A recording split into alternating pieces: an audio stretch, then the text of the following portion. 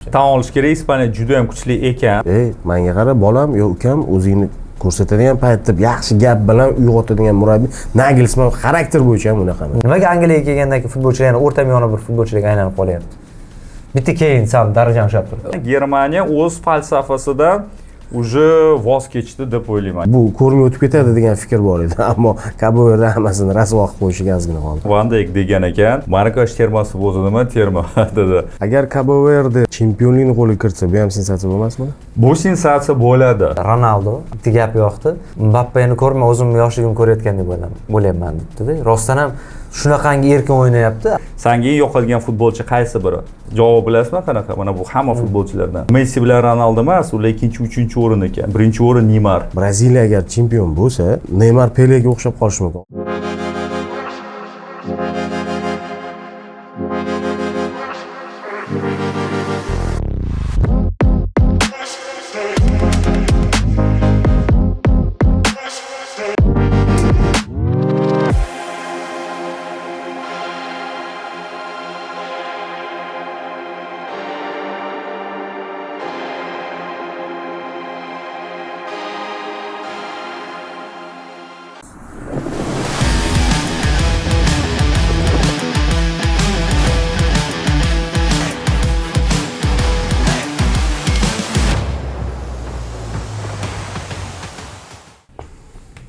Shuni ochib yuboramizmi agar yoki ta.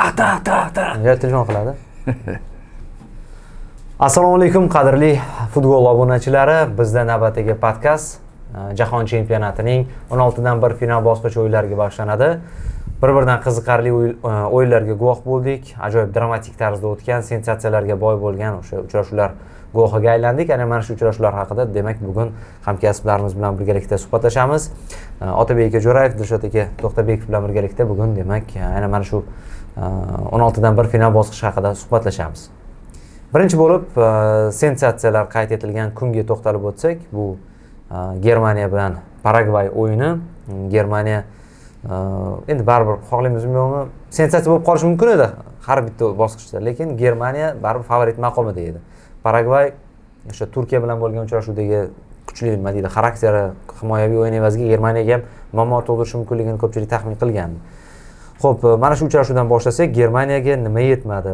Total ustunlik bo'ldi qaysidir taraflama. Bundoq qilsak, Paragvay faqat himoyada o'ynagan paytlari ham bo'ldi, lekin Nagelsmann jamoasi foydalana olmadi. Hattoki mana Nagelsmann iste'foga chiqarildi va uning o'rnini hozir Klopp egallashi mumkin degan taxminlar ham aytilmoqda. Otabek aka, sizdan boshlasak. Assalomu alaykum hammaga. Bitta savol bor edi, ushbu uchrashuvni sharhladimi? Men sharhladim. O'zingizlarmi?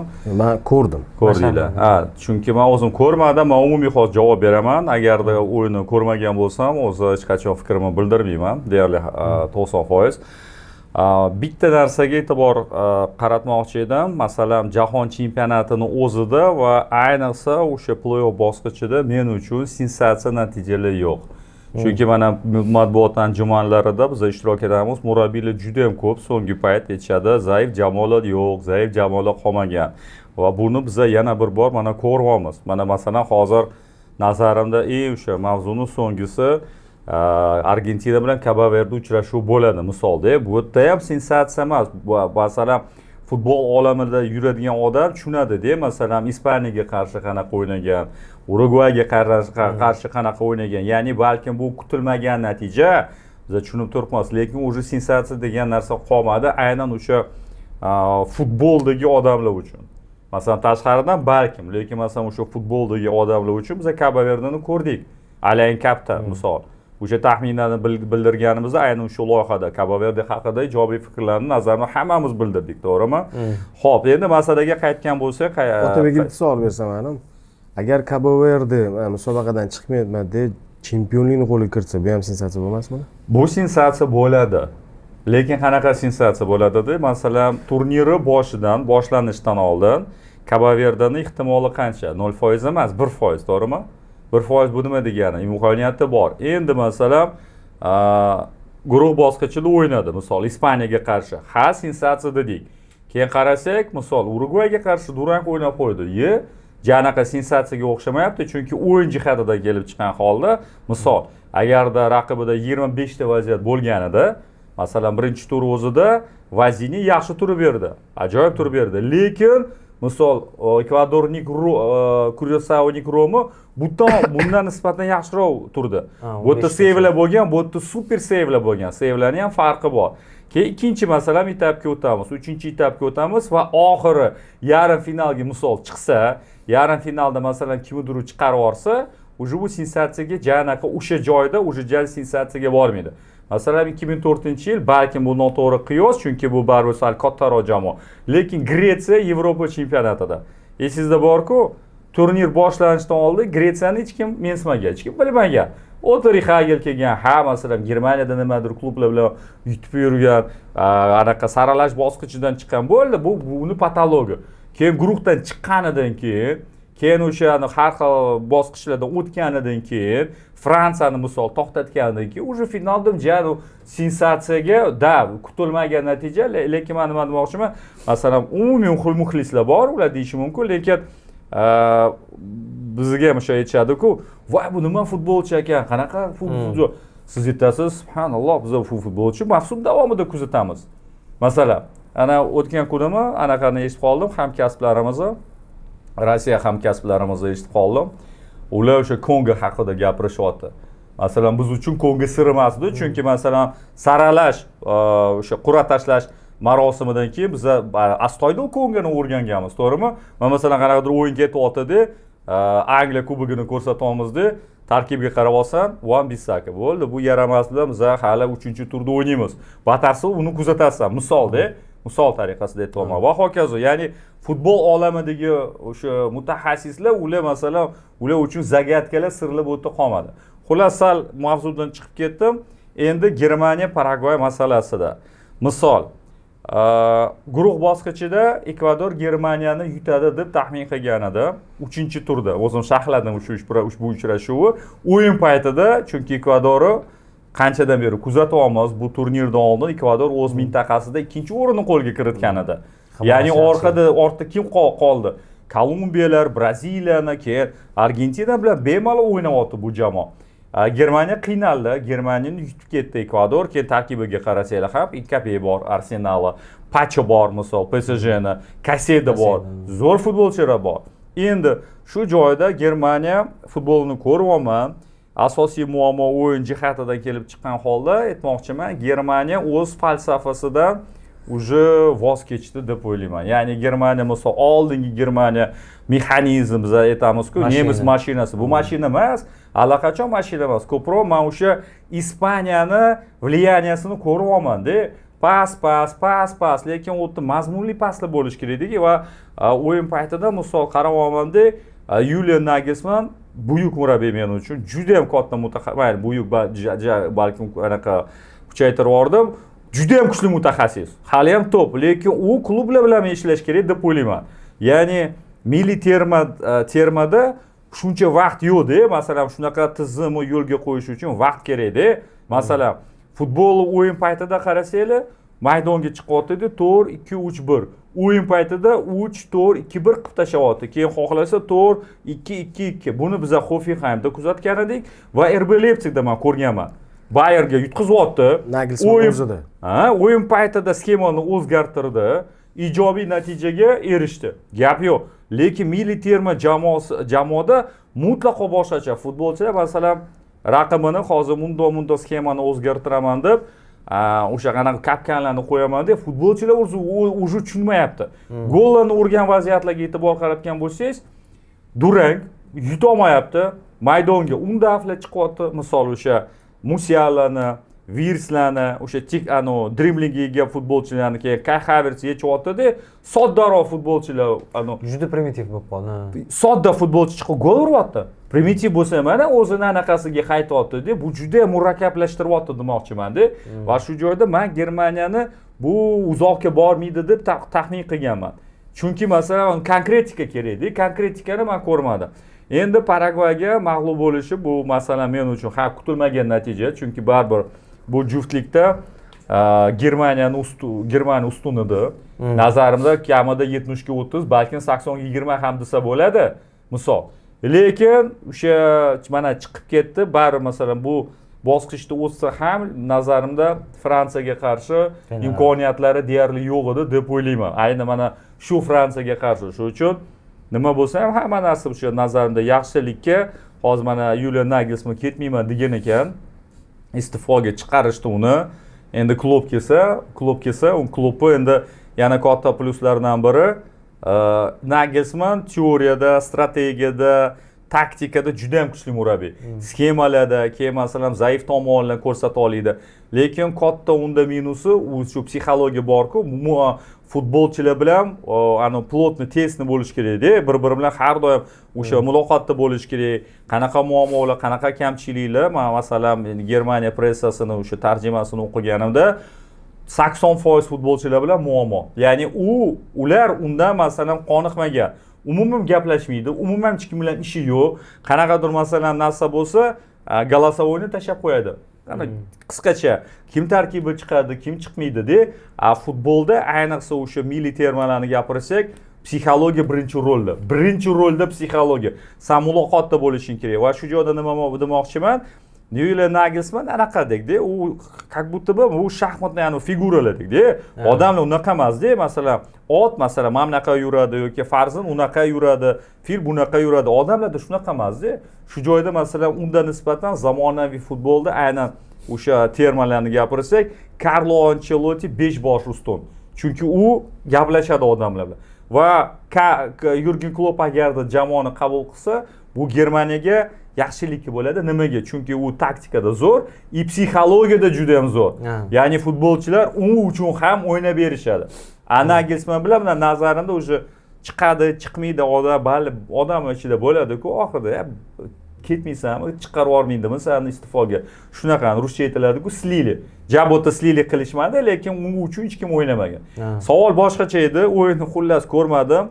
Shu filosofiyaga o'tib yetishmagan narsani tushuntirdingiz. Bunday olib qarasa, o'yin davomida rostdan ham shu narsa yetishmadi. O'sha biz bilgan Germaniyani nima deydi, rostdan ham mashina sifatida o'ynay olmaganini mana sharhda ham aytdim-da, qani o'sha mashina dedim-da.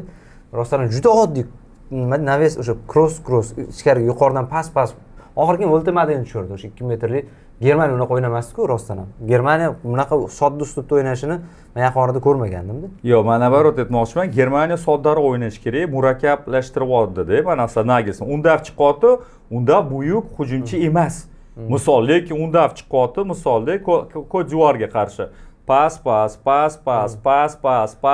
hop, paslarni qilyapsizlar. Qani vaziyatlar, qani zarbalar. Oldin Germaniya masalan jarima maydon. Germaniya tarkibida hattoki darvozabon ham shunaqa zarbaga ega, jarima maydoni tashqaridan zarba berib gol uradi, to'g'rimi? Hozir Germaniya jarima maydoni ichiga u kirib, pas bilan beryapti-da. Shunaqa o'ynamaganda, bu bitta zarba berib olgan, unda chiqdi, Naves gol. Mana bo'ldi. Bu nemislarning futboli. Har doim. Masalan, shudagi yaxshi, siz ham bilasiz. Miroslav Klose qanaqa o'ynagan? Miroslav Klose Mbappe bo'lmagan-ku, hurmat saqlagan tarzda Messi bo'lmagan-ku, lekin masalan 16 ta golni qanaqa qilib urgan? Bitta gollarni ko'ringlar, ochildi, bitta zarba gol.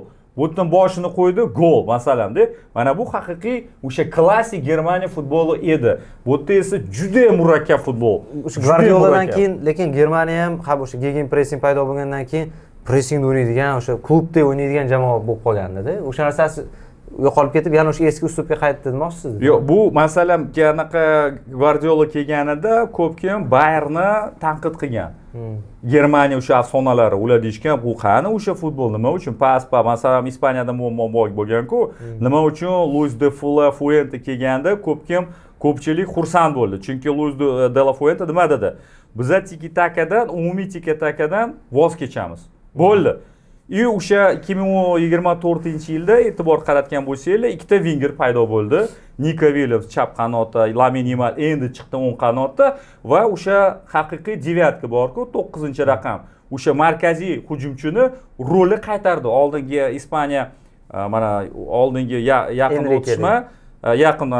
o'tishda 4-6-0 o'ynardi-ku, 6 ta yarim himoyachi, ложный devatka deyiladi-ku. Fabregas o'ynardi. O'sha har xilidan 4-6-0 bo'lardi-da. Bu haqiqiy anaqa bilan keldi-da, Luis de la Fuente. Ya'ni masalan katta paslar bor, lekin o'sha konkretika paydo bo'ldi.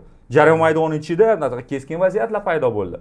O'sha Guardiola kelishi bilan plyuslar qanaqa bo'ldi? 2014-yilda Germaniya yutganida, masalan, Bayernning asosiy tarkibi o'sha markazni olsak, markazlikda anaqa himoyachi, markaziy yarim himoyachi, hujumchilar ana deyiladi-ku, pozonochnik. Uni yig'gan, lekin u paytda Germaniya futboli bo'lgan, bundan ham olgan, simbioz qilgan. Buni qoldirgan, buni ana bo'ladi-ku, upgrade qilgan. Hozir esa o'zini kastagi qolmadi deb o'ylayman. Pas, bo'tga o'tasan, bo'tgacha qattiq kiyim qo'yadi. Qaysi pozitsiyada o'ynaydi kiyim? Unga savol beringlar, o'zi qaysi pozitsiyada o'ynaydi? Oldin konkretni bo'lardi, o'ng qanot, chap qanot. Hozir o'zi qarasa xaritaga vashi tushunolmayapti. Sen nazarimda futbolchilar o'zi chalkashib ketdi, kim qayerda o'ynayapti, kim bilan o'ynayapti. Nazarimni tag'in bo'lmadi va shu uchun anaqani o'qiganimda Nagelsmann dedi, men ketmayman. O'zimni xohishimga ketmayman. Nimadir shunaqa degan, lekin federatsiya bo'ldi, senga rahmat. Короче, ketkazib yubordi. Chunki ular ham уже ko'ryapti-da. Masalan, Germaniya qachondan beri mana 2014dan keyin hozir jana endigina guruhdan chiqdi. To даже guruhdan chiqdi dedik-ku, birinchi 10talikka kirolmadi yana. Birinchi 10talikka yana kirolmadi va Paragvayga masalan mag'lub bo'lishi sensatsiya emas, chunki Paragvay bu ana ko'chadagi, mahalladagi bizani ulpatlarimiz emas-ku, bu ham seryozni bo'tda bolalar o'ynashadi. Lekin mag'lub bo'lish bu nazarimda albatta iste'fo. Dilshod aka, sizda qanaqa fikr? Nimaga yetishmadi Germaniyaga? Yoki endi Paragvay taraflama ham qarab etsangiz bo'ladi. Paragvay nimani evaziga yutib ketdi? Keling Paragvay emas, Germaniya mavzusini davom ettiraylik. Otabek aka gaplari o'zi mavzu ochilishidan, hozir podkast boshlashdan oldin shu qarab turib, kimlar o'ynaganini ham bir eslab chiqayotganda, birinchi turgani Germaniya bilan Paragvay ekan. Meni o'zimda savol kelyapti-da. Nagelsmann dunyo futbolida ko'rinish berish boshlaganida bitta so'z aytardik. Otabek aka, sizda bo'lsa laptopli murabbiy. O'zi Nagelsmanning orqasidan chiqib keldi shu termin laptopli murabbiy degan. Shunaqa haqiqatda hamma narsani mexanizm qilib ishlab tashlaydigan bir darajada edi. Va o'sha yillari Leipzigni boshqargan paytida Bavariya chempion bo'lardi, Flickki Bavariyasi. Leipzig yuta olmas edi. Qiynardan. O'zaro o'yinda shunaqa mavsum bo'lgan, ikkala o'yinda ham yuta olmas edi va o'sha o'yin rostdan murabbiylar kurashiga aylanib ketardi. O'tel Nagelsmanning hissasi katta bo'lardi. Lekin bundoq qarab turib, Nagelsmann terma jamoani boshqaradigan darajadagi murabbiy, o'zi boshida bum bo'lib chiqqan murabbiy. Otabek ham hali ham aytayotdilar-ku, men uchun top murabbiy baribir deb. Uni o'ziga yarasha qarashlari bor, uncha-munchadan topib bo'lmaydi u narsani. Ammo rostdan top darajada qoldimi murabbiy, men uchun savol bu. Chunki Bavariyaga o'tganida ham juda qoyillatgani yo'q. Otabek ham vaqt kerak deb aytayotdilar-ku, o'sha o'zini bir tushunchalar, bu klub emas, boshqa klubda har kuni jamoa bilan birgalikda haftasiga kamida 2 ta o'yini bor. Agar 3 ta bo'lmasa bir xil paytlarda, misol uchun, mayli 2 ta bo'lganda ham u mashg'uloti bor, boshqasi bor. Terma jamoada bir yig'iladi. Singdirish qiyindir, ammo boshqa tomoni Nagelsmann anchadan beri boshqaryapti. Yevroda ham 2004da ham 2024da ham Nagelsmann edi va bu vaqt ichida misol uchun hater deymizmi, negativchilar deymiz, tanqidchilar deymizmi, o'ziga yarasha savol beradigan joyi bor-da, asosli. Shuncha vaqt kammidi unga degan narsa. Chunki bizga Cannavaro kelganda ham savollar bo'ldi-yu, kammidi shuncha vaqt, qariyb 1 yilga yaqin vaqt nimadir jamoaga singdirishga va Nagelsmanda bunaqa vaqt ko'proq edi. Shuning uchun men Otabek ham gaplariga qarshi chiqmayman, ammo o'sha savol menda baribir aktual bo'lib turadi. Rostdan topmikan yoki boshidagi wow-siga qarab turib sal biza adashdikmikan? Men o'zimdan kelib chiqay. Men uchun top darajasidan o'chirib tashlashga ham shoshilmaydigan holat, uni o'sha toplar qatoriga qo'shishga ham shoshilmaydigan holat bo'lib qoladi. Lekin gap faqat murabbiydanmi degan savol ham men uchun o'rtaga chiqadi. Sababi tarkibdan menimcha. Mana shuni aytmoqchi edim. Hozir Nagelsmanning tushunchalarini, g'oyalarini amalda maydonda tatbiq qiladigan o'yinchilarning o'zi bormi degan narsa bor. Germaniyani bizni bomba bo'lgan paytlarda, chempion bo'lgan yoki yarim finalga borib, o'sha 10-yilni 3-o'rinni olgan paytlarni ham eslasak, tarkib boshqacharoq edi. Men hozirgi tarkibda Kimixdan boshqa Otabek aka siz kelishingizdan oldin, hali podkast boshlamasdan oldin Hasan bilan ozgina fikr almashdikda,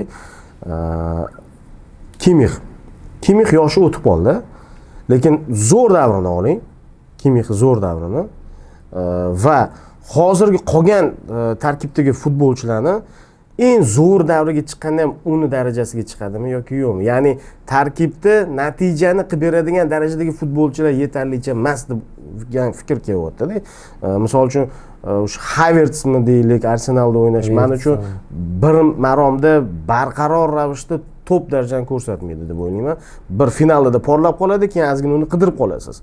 Boshqalarda Kimix bu barqarorlik, ammo Kimixni sal davri o'tdi. Uni eng zo'r pik paytida va qolganlarni o'sha eng zo'r pik paytini olib qarasam, mamnunno disbalans ko'rinib turadi nazarimda. Kimix qolganlar bilan o'ynagani, Müller, Krooslar bilan o'ynagani, u jamoa futbolchini ham talabga javob berardiki, natija ko'rsatishga. Ya'ni ham murabbiy faktori, ana konsentratsiya faktori deydimi? Ham murabbiy, ham futbolchilarning saviyasi, balkim shu murabbiyni o'ylab topgan o'yin uslubi, o'ylab topmaganmi, tatbiq qilgan o'yin uslubi hammasi bir bo'lib baribir natija bermadi. Misol, hozir haqiqatda men 100% qo'shilaman, Paragvay chiqqanligi katta shov-shuv emas, ammo juftlik hosil bo'lganda hamma Germaniyani kutadi. Nimchorak final chiqishdi. Misol uchun o'tgan gal choyxona podkastda ham podkastdan keyin reel solishdi-yu. Hasanda ham, menda ham Germaniya. Paragvay Germaniya deganda Germaniya degan. Lekin jahon chempionati start olgandan keyin boshlangandan keyin o'sha futboldagi birinchi podkastda, chempionat boshlangandan keyin birinchi podkast men kelganimda Germaniya Kurasavni 7-1 yutgan edi. O'shanda savol bergan, Abror savol bergan edi. Germaniya qanaqa deganda, men yutdi zo'r 7-1, chiroyli, eng yirik hisob bo'lib turibdi. Ammo men favoritlar qatorida Argentina, Ispaniya, Fransiyaga qo'shmayman Germaniyani deb aytdim. Hali birinchi turdan keyin edi. Va Germaniyani chorak finalga o'tadimi yoki yo'qmi, men uchun jumboq edi. Lekin Paragvaydan o'tadi deb o'yladim. Bu yerda ko'p narsa birlashib kelib, shu narsa chiqib keldi nazarimda. Va bitta narsa, kimdir ahamiyat berdimi yoki yo'qmi, men ertalab ko'rdimmi, kecha ko'rdimmi, Oliver Kahnni gapini ko'rdim-da. Zo'r gapirib turibsan ham. Boyiga Otabek ham aytgan, ochgan mavzu ham bor. Katta murabbiy jamoaga kelib turib, menga qara bolam, yo ukam, o'zingni ko'rsatadigan paytda yaxshi gap bilan uyg'otadigan murabbiy. Nagelsmann xarakter bo'yicha ham unaqa emas. Xarakter bo'yicha. Shuni to'ldiruvchi ham gapda, Jens Lehmann aytdi. U futbolchi bo'lmaganda dedi, futbolchilar bilmaydi, tushunmaydi dedi. U talabchanligi yuqori bo'lgan, o'ziga yarasha anaqa fikrlari bor-ku, ammo uni yetkazib berish u Ancelotti professor bu narsada. U Guardiola professor, u klub haqiqatda professor.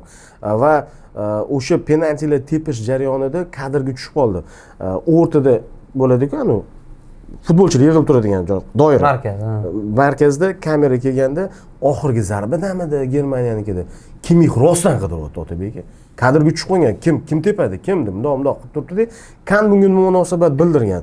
Agar terma jamoada penalti tepish joyida jamoa sardori ko'ngillilarni qidirib yurgan bo'lsa, biz u darajadagi jamoa emasmiz. Biz favoritlar qatoridan tushib bo'ldik. Biz o'rtamay onamiz. Buni tan olishimiz kerak, qabul qilishimiz kerak. Buni yana eski darajaga olib chiqish uchun juda katta ko'lamda ish qilishimiz kerak. Terma jamoada sardor kapitan tepadigan futbolchini topa olmayotgan bo'lsa, kim tepadi deb qidirib yurgan bo'lsa, biz buni qabul qilaylik va men ko'rganman.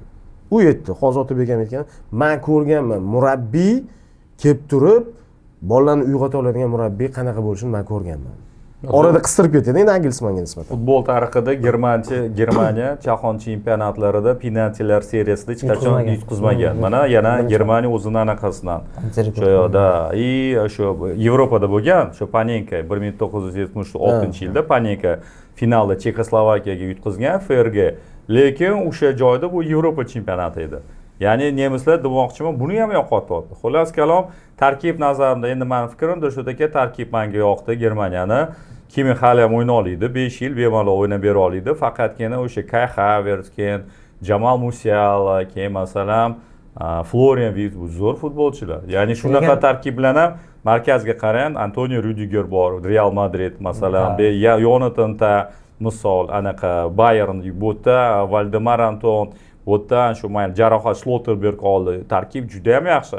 Juda ham Germaniyaning tarkibi, ya'ni masalan chempionat boshlanishidan oldin birinchi 3talikka kirmas edi. Lekin menda birinchi 5talik, birinchi 7talik o'sha favoritlarning qatorida edi. Germaniya asosiy muammo nima deb o'ylayman? Meni fikrim bu albatta murabbiy. Ya'ni murabbiy bu juda ham kuchli. Klublar o'rtasida zo'r ishlab bera oladi. Masalan, hozir uni kimdir o'sha boshqa jamoa chaqirsa normal. Lekin yana bitta Nagelsmanning nyuansi bor. Bayernni yaxshi ishlagan. O'sha Oliver Kahnni tanqid qildi-ku, lekin Oliver Kahn ham o'z akani tanqid qilsa bo'ladi, chunki u Hasan Salih Hamidjic bilan ikkalasi men bularni iste'foga chiqarishdi. Ha, bu voqea bor aytgancha, u bir-biriga minus ikkalasi. Chunki nima demoqchiman, u yerda vaqt berish kerak edi. Villarrealga masalan tasodifan misolda yutqazib qo'ydi, balki har bitta murabbiyda unaqa muammolar bo'ladi. Atak uni qo'l ostida Bayern yaxshi o'ynaganida, mayli hozir Germaniya shu mavzusiga juda ham chuqurlab shu ichkariga kirdik. Demoqchiman, misol Paragvay, Germaniya, albatta Germaniyani o'sha 70 ga 30, 80 ga 20 man o'sha nimchorak finalda kutgan edim. Lekin Fransiya to'sig'idan bu jamoa bugungi holatda, bugungi masalan, tam 2 yil oldin Yevropada Germaniya Ispaniyaga yutqazdi, lekin o'yin jihatidan qarasak, o'sha Nagelsmann bo'lgan o'yinda yutqazmagan-ku. Hattoki juda bahsli bo'lgan, haligacha o'sha biz qo'lga teggan, Kukureliga. Lekin masalan, hozir mana 2 yil o'tdi-da, qarasang, murakkablashib ketdi futbol. Juda murakkablashib ketdi. Ba'zi futbolchilar nazarimda uni g'oyalarini tushuna olmayapti. Eng muhimi o'sha Germaniya haqiqiy falsafasidan voz kechib, hozir qat'iy ketyapti, men tushunmadim. Xullas, bu уже qanaqadir zamonaviy tizimi Germaniya o'zini anaqasini yo'qotdi deb o'ylayman. Xo'p, bitta o'yin haqida ko'payib ketdi. Keling, endi qolgan o'yinga ham to'xtalib o'tamiz. O'sha kuni bo'lib o'tgan uchrashuvlardan yana bittasi bu Niderlandiya Marokash o'yini edi. Niderlandiya Marokash o'yinida ham endi Niderlandiya nisbatan nom jihatdan qog'ozda baribir favorit edi, lekin yakunda Marokash keyingi bosqichga chiqdi. O'zi Marokash chiqsa ham bu yerda aniq sensatsiya bo'lmas, chunki Marokash Braziliya bilan qanaqa o'ynagani esimizda. Undan oldingi o'sha mundialda ham ko'plab sensatsiyalar ko'rsatgan. Niderlandiya ustiga ustak o'ziga yarasha hali nima deydi, muammolari bor jamoa edi. Ko'min hali nima deydi, to'liq ishonchga kirmagan murabbiy edi baribir. Garchi 5-1 hisobda o'sha Shvetsiyani yutgan bo'lsa ham, men to'g'risi o'sha uchrashuvdagi Niderlandiyaga sal ko'proq ishondim-da. Men taxmin bildirganimda ham Marokash Gaiti bilan qiynaldi-yu, bu yoqda Niderlandiya qiyinchiliksiz 5-1 hisobda yutib berishadi. Shundan kelib chiqib Niderlandiya imkoniyati baribir sal yaxshiroq bo'lsa kerak degandim. Lekin Marokash bu o'yinda ham yutdi va oxir yakunda penaltilar seriyasida omad ham ular tomonda bo'ldi. Va keyin buni ham o'sha Amerika ochganini qayd etib o'tsak bo'ladi. Nima deydi, yangilik qilishga qaror qildi. Anaqa qilgandi-ku, United darvozaboni. Anaqa o'tib ketgan, Turkiyaga o'tib ketgan. Anana. Buni qanaqa qilinish kerakligini ko'rsatib berdi. Bu to'g'ri ishlash mumkinligini ko'rsatib qo'ydi-da. Sal boshqacharoq variantini ko'rsatdi. U yerda Niderlandiyada teskari holat ro'y berdi. Ya'ni, masalan Germaniya hozir Niderlandiyadek o'ynamoqchi-da. Niderlandiya Germaniyadek o'ynamoqchi. Nazarimda muammo shunda. Sen endi o'sha Ronald Koeman haqida masalan men uchun hurmat saqlagan tarzda o'rta miyoni murabbiy. Buyuk murabbiylarda emas. Misol, men Roberto Martinez haqida shunaqa deyman, boshqa yana ikkita uchta bor. Mana bu 4-3-3 skemadan voz kechib, bosh tortib 5-3-2 ga o'tdi. Keyin deyapti, xalq talab qildi, xalq nima degan bo'lsa, men buni qildim. Men shokka tushib qoldim. Ehtiyotkor futbol, himoyadan boshlab, asanda shuncha futbolchilar bor. Xullas kalom, Niderlandiyaning muammosi shunda. Men nazarimda, lekin bu yerda o'sha Marokashdan gapirishimiz kerak. O'tgan jahon chempionatida 4-o'rinni qo'lga kiritgan jamoa. Bir guruh qanaqa edi? Belgiya edi. Xorvatiya bor edi. Xorvatiya 3-o'rinni qo'lga kiritdi. Belgiya baribir o'sha oltin avlod, endi passaj bo'lgan, lekin o'sha har holda o'sha futbolchilar zo'r edi. Ispaniyani chiqarib yubordi. Portugaliyani chiqarib yubordi. Xo'p, hali ham endi balkim kim edi, bu ertak bir marta bo'ladi sensatsiya. Afrika Kubogida finalda nomardlik qildi, lekin baribir Afrika mintaqasida eng kuchli jamoalardan biri, to'g'rimi? Guruhda Braziliyaga qarshi qanaqa o'ynagan. Shu uchun shu joyda masalan menda Niderlandiya favorit emas edi. Men o'zi Niderlandiya guruhida 2-o'rinni oladi deb o'ylaganman. Yaponiya masalan men uchun bugungi Koemanning Niderlandiyasidan nisbatan ustunroq men uchun. Masalan, shu uchun Marokash bilan Niderlandiya, menda Niderlandiya favorit emas edi. Maksimum tam 50 yil tak Marokash bu vashi juda anaqa серьезный jiddiy raqib. O'yin haqida siz qanaqa fikrdasiz? Marokash baribir nisbatan o'yin taraflama ham yaxshiroq ko'rindi. Niderlandiya qanaqadir sal qo'rqibroq, ehtiyotkorroq o'ynashga o'tdi. Misol uchun boshqa uchrashuvlarda guruh bosqichida ochiqroq futbol ko'rgandek-da Niderlandiya. Ha, mana shu narsa meni ham chalg'itib qo'ydi. Otabek aka, shu juftliklar maydonga tushidan oldin taxmin so'ralganda Hasanda ham, menda ham Germaniya Paragvaydan o'tadi. Niderlandiyaga kelganda Marokash bilan ikkilandim to'g'risi. Bir tormoz bo'ldi-da. Chunki mana Paragvayniki baribir kutilmagan narsa, Marokash yutsa kutilmagan narsa deb qabul qila olmayman men ham. Menimcha bugungi kunda o'yinlarni ko'rib borayotgan Marokashni bilgan Marokash bilganlar ham qabul qilmaydi sensatsiya sifatida. Normal oddiy bir holat sifatida qabul qiladi. Lekin qanaqadir nima deydi, avvalgi bir mavqemi, balkim shu chempionligi bo'lganligini o'zi men buni ham qo'shayotganim. Faqat jahon chempionati boshlanishidan oldin Van Deyk bitta intervyusi esimga tushdi. Bizni balkim urinib ko'rarmiz, bizani avlod degan narsa. Balkim ichkidan bir shunaqa bir portlash bo'lar deb. Shvetsiya bilan o'yin meni ham chalg'itib qo'ydi. Shvedlar bilan o'yinda to'g'risi men Shvetsiya Tunisni ko'rib turib, Tunis juda yomon ekan, shvedlar zo'r ekan degan fikr keldi-mu, lekin aytgan edim, bu Shvetsiya Tunisga qarshi shunaqa ko'rindi. Uni amalda Niderlandiyaga qarshi ko'rish kerak. Niderlandiya xuddi shunaqa parchalab tashadi-yu. Men yutishini kutgan taqdirda ham bunaqa yirik hisobda ko'zini ochilmaydigan darajada Niderlandiyada ham potensial bor ekan deb, shundan kelib chiqib, men Niderlandiyani o'tsa kerak, qiynaladi-yu, o'tadi deb o'yladim. Ammo o'yin ko'rsatdiki, nafaqat taxminimiz noto'g'ri, u o'yin Marokash haqiqatdan ham hozir Niderlandiyani ahvolini ko'rsatib berdi. Paragvay bilan Germaniyani holatida Paragvay turdi oxirigacha amallab penaltiga cho'zdi degan bo'lsa, Niderlandiya bilan Marokash holatida Marokash qaytaga penaltiga borish xohlamas edi ko'proq. Ko'proq yutish xohlagan ammo maydonga tushdi. Va narigi tomonda azgina Germaniyani to'p nazorati hujumga ko'proq tishsiz holatda, tishlab ola olmaydigan holatda hujumga ko'proq o'tgani bo'lsa, men bu yoqda shunaqa bo'lib turib yutganda sal nohaqlik bo'lishi mumkin. Men bu yoqda lekin Marokash haqli ravishda chiqdi. Hozir esladingiz-ku Van Deyk intervyusini. Men o'yladim hozir boshqasini anaqa gapirasiz. Xullas kalom, Marokashga taktikasi hammasi bor edi. Stimul kerak emas edi. Chunki adashmasam Van Deyk degan ekan, Marokash termasi bo'lsa nima terma dedi. Niderlandiya termasiga, asosiy termasiga kira olmagan futbolchilar bu xullas kalom Niderlandiyaning ikkinchi jamoasi dedi. Bo'ldi stimul kerak emas.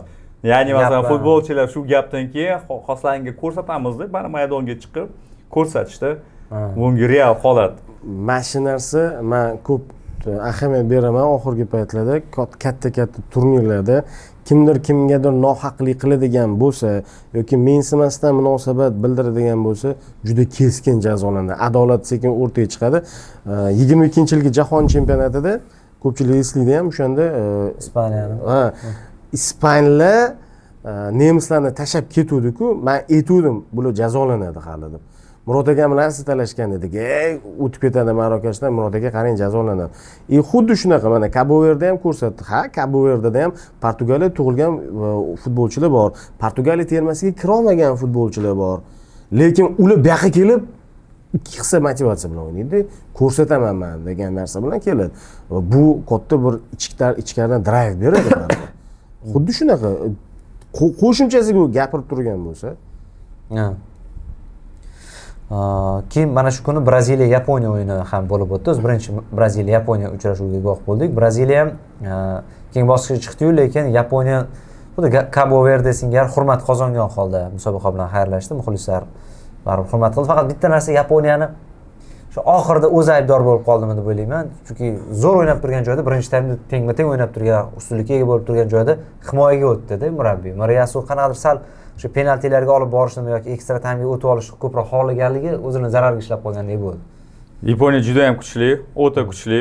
Yaponiya masalan hozir Cabo Verde bilan solishtirdik. Men bilmadim 2 yildan keyin, 4 yildan keyin Cabo Verde o'zi qatta bo'ladi. Masalan bitta turnirda o'zini ajoyib ko'rsatdi, lekin Yaponiyani tarixiga qarasangiz, Yaponiya qanaqa o'ynayapti, qanaqa ketyapti. Yaponiyani o'sha endi minuslari emas, 2018-yilda guruhdan juda ham anaqa qiyin guruh edi. Masalan, Polsha, Kolumbiya bor edi. Keyin masalan Yaponiya bilan Senegal bor edi. Yaponiya chiqdi va nimchorak finalda ularga Belgiya tushdi. Belgiya keyin 3-o'rinni qo'lga kiritdi. Belgiyani 2-0 yutib o'tdi. Keyin 3-2, 2-3 yutqazdi.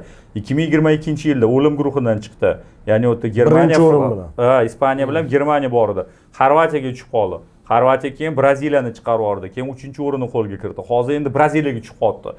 O'yin jihatidan hech qanaqa e'tirozlar yo'q. Braziliya 3 oladimi shunda? Ha? Braziliya 3 oladimi bu gal endi? Kamida. Xullas kalom, Yaponiya nima demoqchiman, o'yin jihatidan zo'r o'ynadi.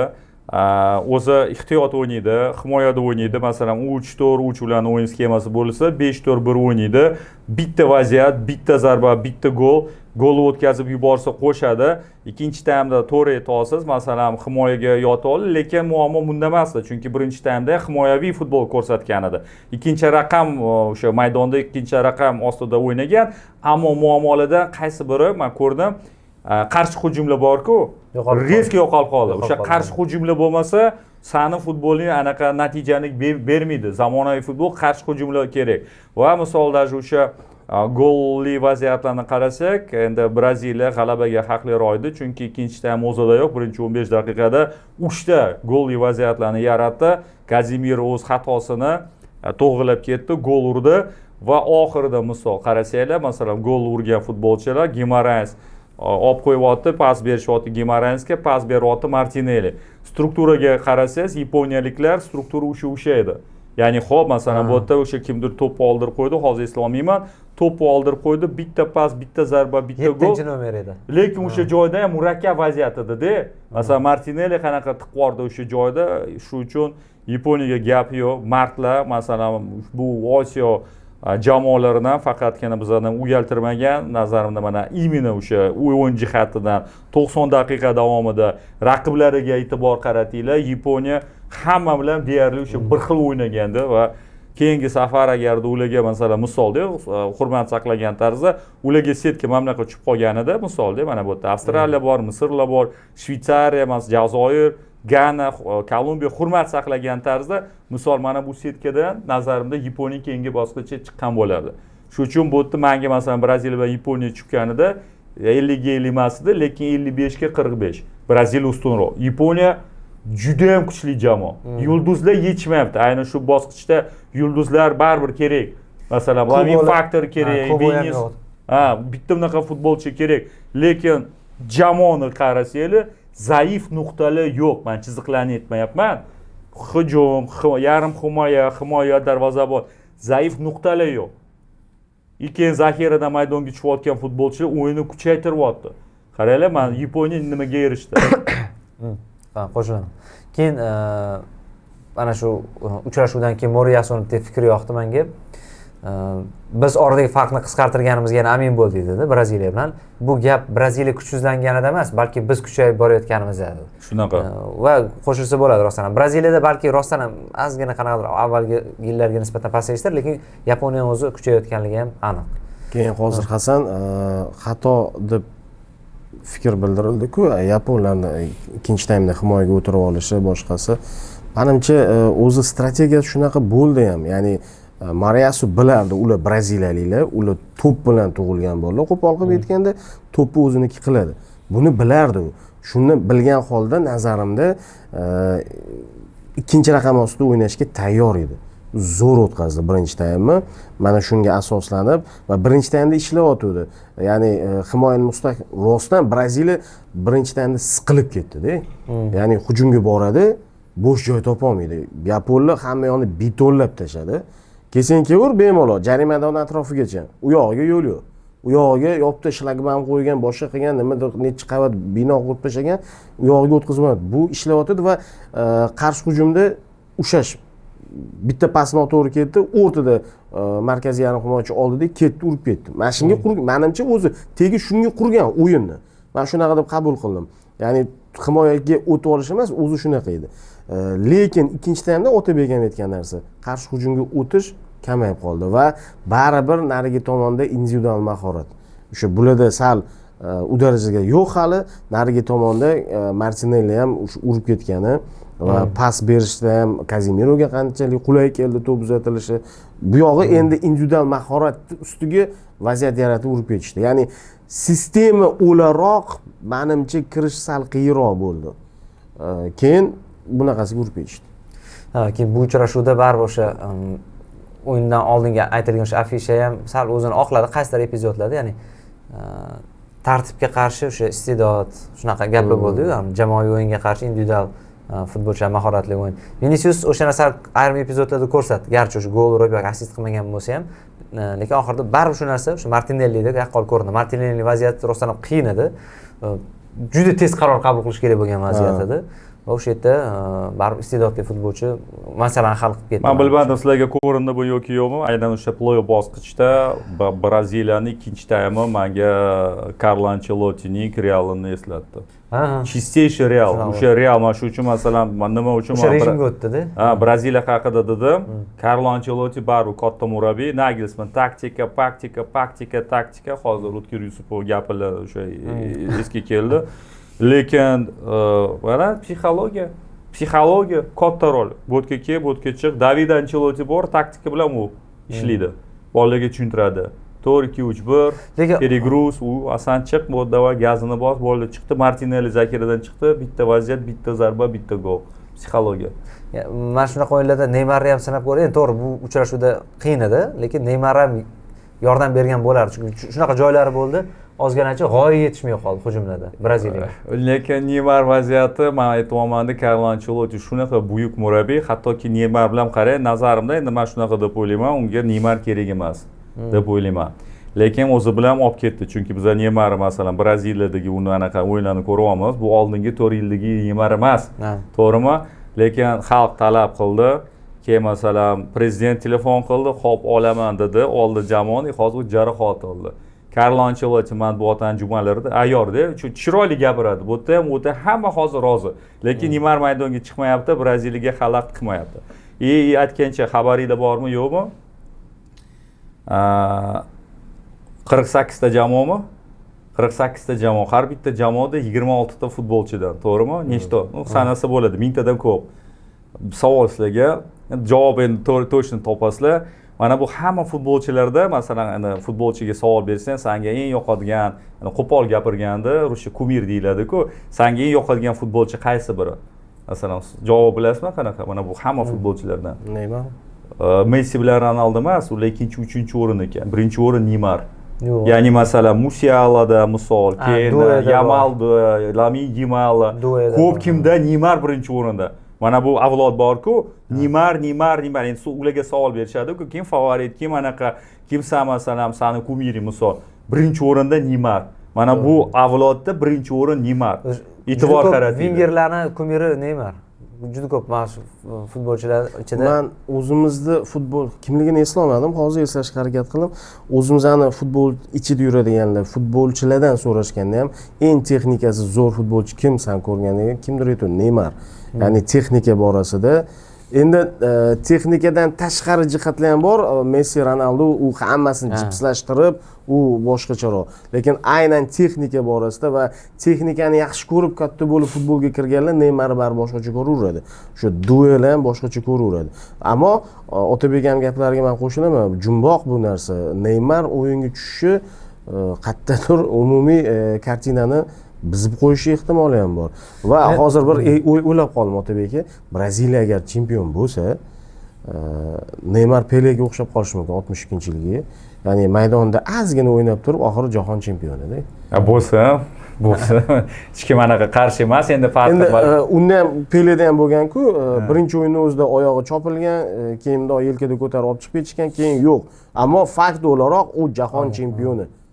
Balkim Neymar bilmadim, foyda bor, atmosfera beradi, keyin qanaqadir xarizmasi bor va hokazo. Pluslari bor baribir, lekin mana bugungi kunda ko'ryapmiz maydonda Vini qanaqa, masalan, hozir holatda, keyin Bruno Guimaraes qanaqa o'ynayapti, boshqa futbolchilar. Gap yo'q lekin Braziliyaga. Ko'ramiz keyingi shu bosqichda qanaqa Norvegiya bilan o'ynaydi. Xo'p, keyingi o'yin bu Fransiya-Shvetsiya o'yiniga o'tsak, Fransiya-Shvetsiya o'yinida Fransiyaning ko'rsatgan o'sha o'yini ko'pchilikni raqib jamoalarni ham ancha cho'chitib qo'ydi menimcha bu uchrashuvda. Men birinchi xayolim kelgani o'sha payt sharh etsam ham nima deydi anaqa bo'ladi deb o'yladim. 2002-yildagi o'sha Braziliyani eslatdi. Men qanaqadir nomlar balki Ronaldo, Rivaldo, Ronaldinho emasdir-ku, lekin shunaqangi haqiqiy Braziliya o'sha futbolchilar qanaqa nima deydi o'ynasa erkin, ijodkor. Menga ham shunaqa romantik futbol degan narsa ko'proq Braziliyaga fransuzlarda bor shu narsa. Ispanlarniki alohida-da. Ispanlarni o'sha maydondagi harakati pasi buni avtomat darajada chiqarganligi bu alohida bir yo'nalish. Ammo mana bu yerda futbolchidan o'zi mazza qilib, o'zini o'yindan rohatlanib, rostmana romantik futbolga o'xshab umuman boshqacha ko'rinyapti bu. Menga faqat men bu fikrga qo'shilaman, faqat yil 2002 emas, 2006, chunki 2002-yilda Ronaldinho hali taniqli emas edi. Keyinroq. O'sha 2002-yilda asosiy favorit Argentina edi, Marcelo Bielsa bilan. O'zining mintaqasida hammani yorib olgan, hattoki Pele har doim Braziliya deydi-ku, o'sha joyda esimda bor, erta birinchi o'rinni Braziliya kiritmaydi. Aynan 2006-yildagi tarkibga qarasanglar, bitta o'zani Zidane yutib ketdi-ku chorak finalda. Tarkibga e'tibor qarasanglar, masalan, raqibi shunaqa tarkibini ko'rganimda, Ronaldo, Arnain, Ronaldinho, Roberto Carlos, Cafu, Kaka maydonga tushmas edim. Real u vashshi dahshat tarkib edi. Fransiyada endi gap yo'q. 3 ta masalan, nafaqat 3 ta tasavvur qiling, Shirki zaxirada o'tiribdi. Turam zaxirada o'tiribdi. Barkola zaxiradan chiqyapti. Luka Hernandez aka-uka zaxirada. U вообще termoyaderniy tarkib. Keyin yana hamma futbolchilar hozir prime holatda. Michael Olise, aytgancha hamma Bayer futbolchilar, Luis Diaz, Olise, keyin yorib tashlashyapti. Keyin masalan Mbappe Realda qanaqa o'ynagan, hozir uni вообще hech kim to'xtata olmayapti. Mbappe уже 6 ta gol urdi. Usmon Dembele gap yo'q. Fransiya bu o'sha asosiy da'vogarlardan biri, lekin men hozir ko'proq mana birinchi marta outsiderdan gapirmoqchiman. Ko'pchilik Shvetsiya haqida ijobiy fikr bildirgan. Men Shvetsiya haqida ijobiy fikr umuman bildirmagan emas, salbiy fikr. O'zi Shvetsiyani o'sha yo'liga qarasanglar, guruhida 2 ochko to'plagan jamoa. Millatlar Ligasida amallab chiqdi bu turnirga. Men uchun Shvetsiya juda ham zaif. Va uni Yaponiya yutadi deb taxmin qildim. O'zi o'yin jihatidan Yaponiya kuchliroq edi. 1-1 hisob qayd etildi. 5-1. Ha, u yerda masalan Niderlandiya 3 ta zarba, 5 ta gol. Tushunib turibman, lekin baribir Shvetsiya bugungi mana hozirgi Shvetsiya men eng o'sha so'nggi yillarda ko'rgan Shvetsiyalarda eng zaif Shvetsiya mana bugungi Shvetsiya mana bu. Shu chotda misol agarda ana Niderlandiya bilan Marokash 55 ga 45, 50 ga 50 Braziliya bilan Yaponiya 60 ga 40, 55 ga 45. Bu yerda Fransiya bilan Shvetsiya menda 90 ga 10 bo'lgan. 90-10. Juda ham zaif jamoa. Bu hurmat saqlagan tarzda u yerda kimdir aytadi, Yokereslar bor, Isaklar bor, ya'ni o'yin jihatidan vashshi. Otabek, menimcha odamlarni ozgina boshqa narsa chalg'itdi.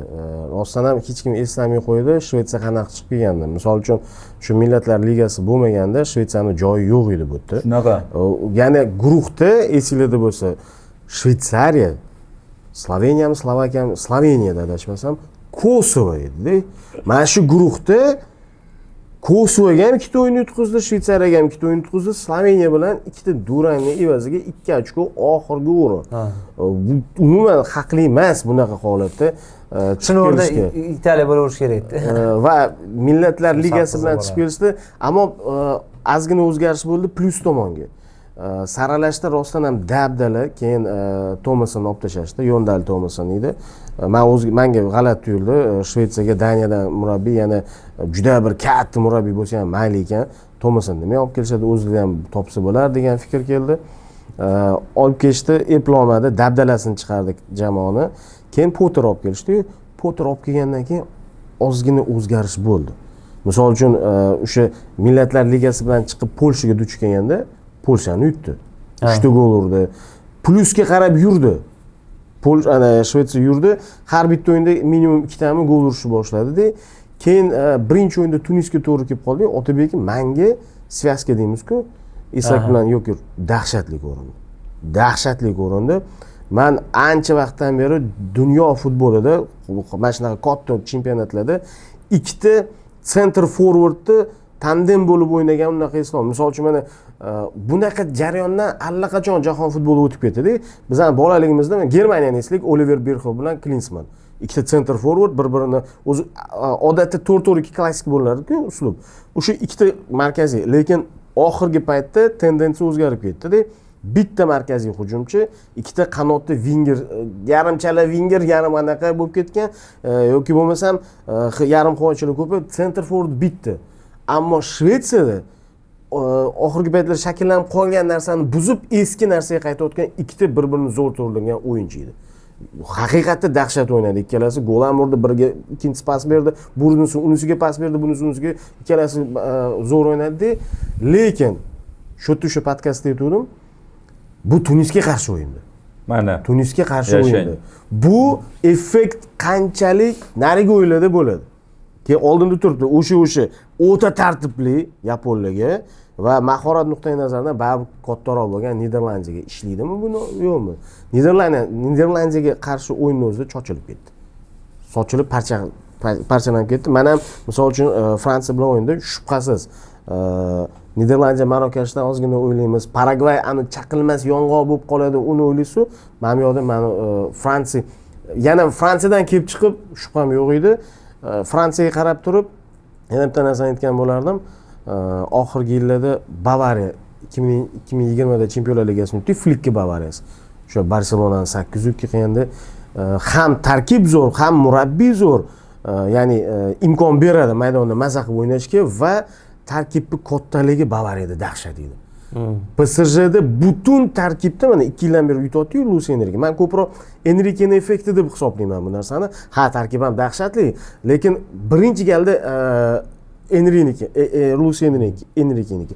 Lekin Flick paytidagi Bavariyada u ham bu ham 50-50 bir-birini to'ldiradi. Ya'ni zaxiradan tushib o'yinni kuchaytiradigan o'yinchilar bo'ladi-ku, qo'shib keta oladigan. PSJda hamma chiziqni bir xil deb ayta olmayman.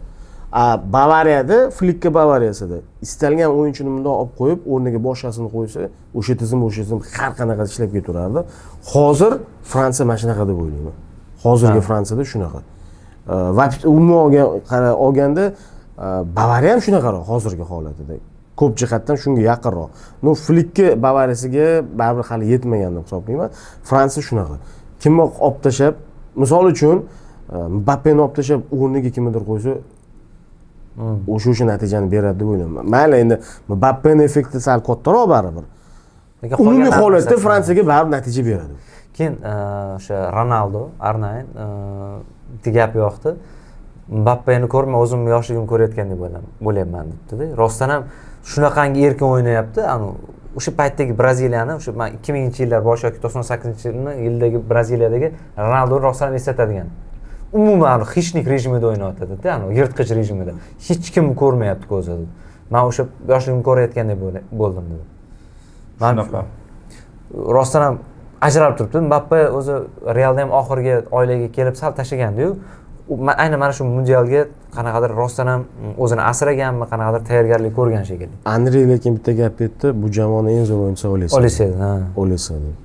Yo, Olise yaxshi. Olise nima deydi? Shunaqangi pasni beryapti, shunaqangi timing degan narsa unda ideal darajada ekan. Men bitta joyda to'g'ri ofsaydga tushirib qo'ydi Mbappeni, bitta gol hisobga olinmadi birga birda. Lekin qayerdan topayapti, qayerdan u qaramasdan turib pasni beryapti, u dahshat. Faqat bitta tomoni bor ekan, o'zi yakunlay olmayapti-da. O'zi yakunlayman degan paytda nimadir xalal beradi doimda. Mbappega bitta yarimta imkoniyat berilsa bo'ldi, golda.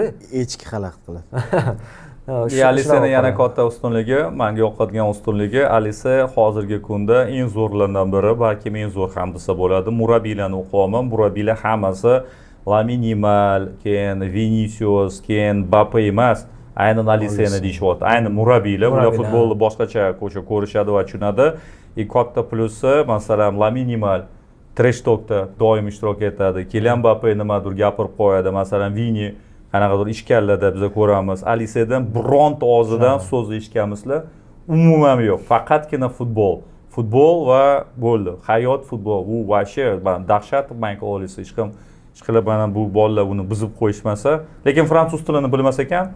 Shuning uchun Angliya tug'ilgan-ku, shuning uchun balkim bu yoq plusi. Inglizlar juda boshida jahli ham chiqdi. Baribir bizga kerak edi shunaqa futbolchi. lekin bu yoqda hozir yo'q hozir angliyani balkim hozir to'xtalib o'tamiz. inglizada. Yo'q hozir u yo'q bitta narsa aytaman-da, Angliyada bor shunaqa futbolchilar. Faqatgina Angliya tarkibiga kirsa yo'q bo'lib qoladi-da. Ularda tizim o'zi shunaqa. Yechadi, nima qilyapsan? Yo'q, bu yerda rassom kerak emas, bu yerda chircheniya bo'ladi-ku. Maktabda o'qiganimizda chircheniya bo'ladi, risovaniya bo'lardi. Bizga risovaniya kerak emas, chircheniya bo'ldi.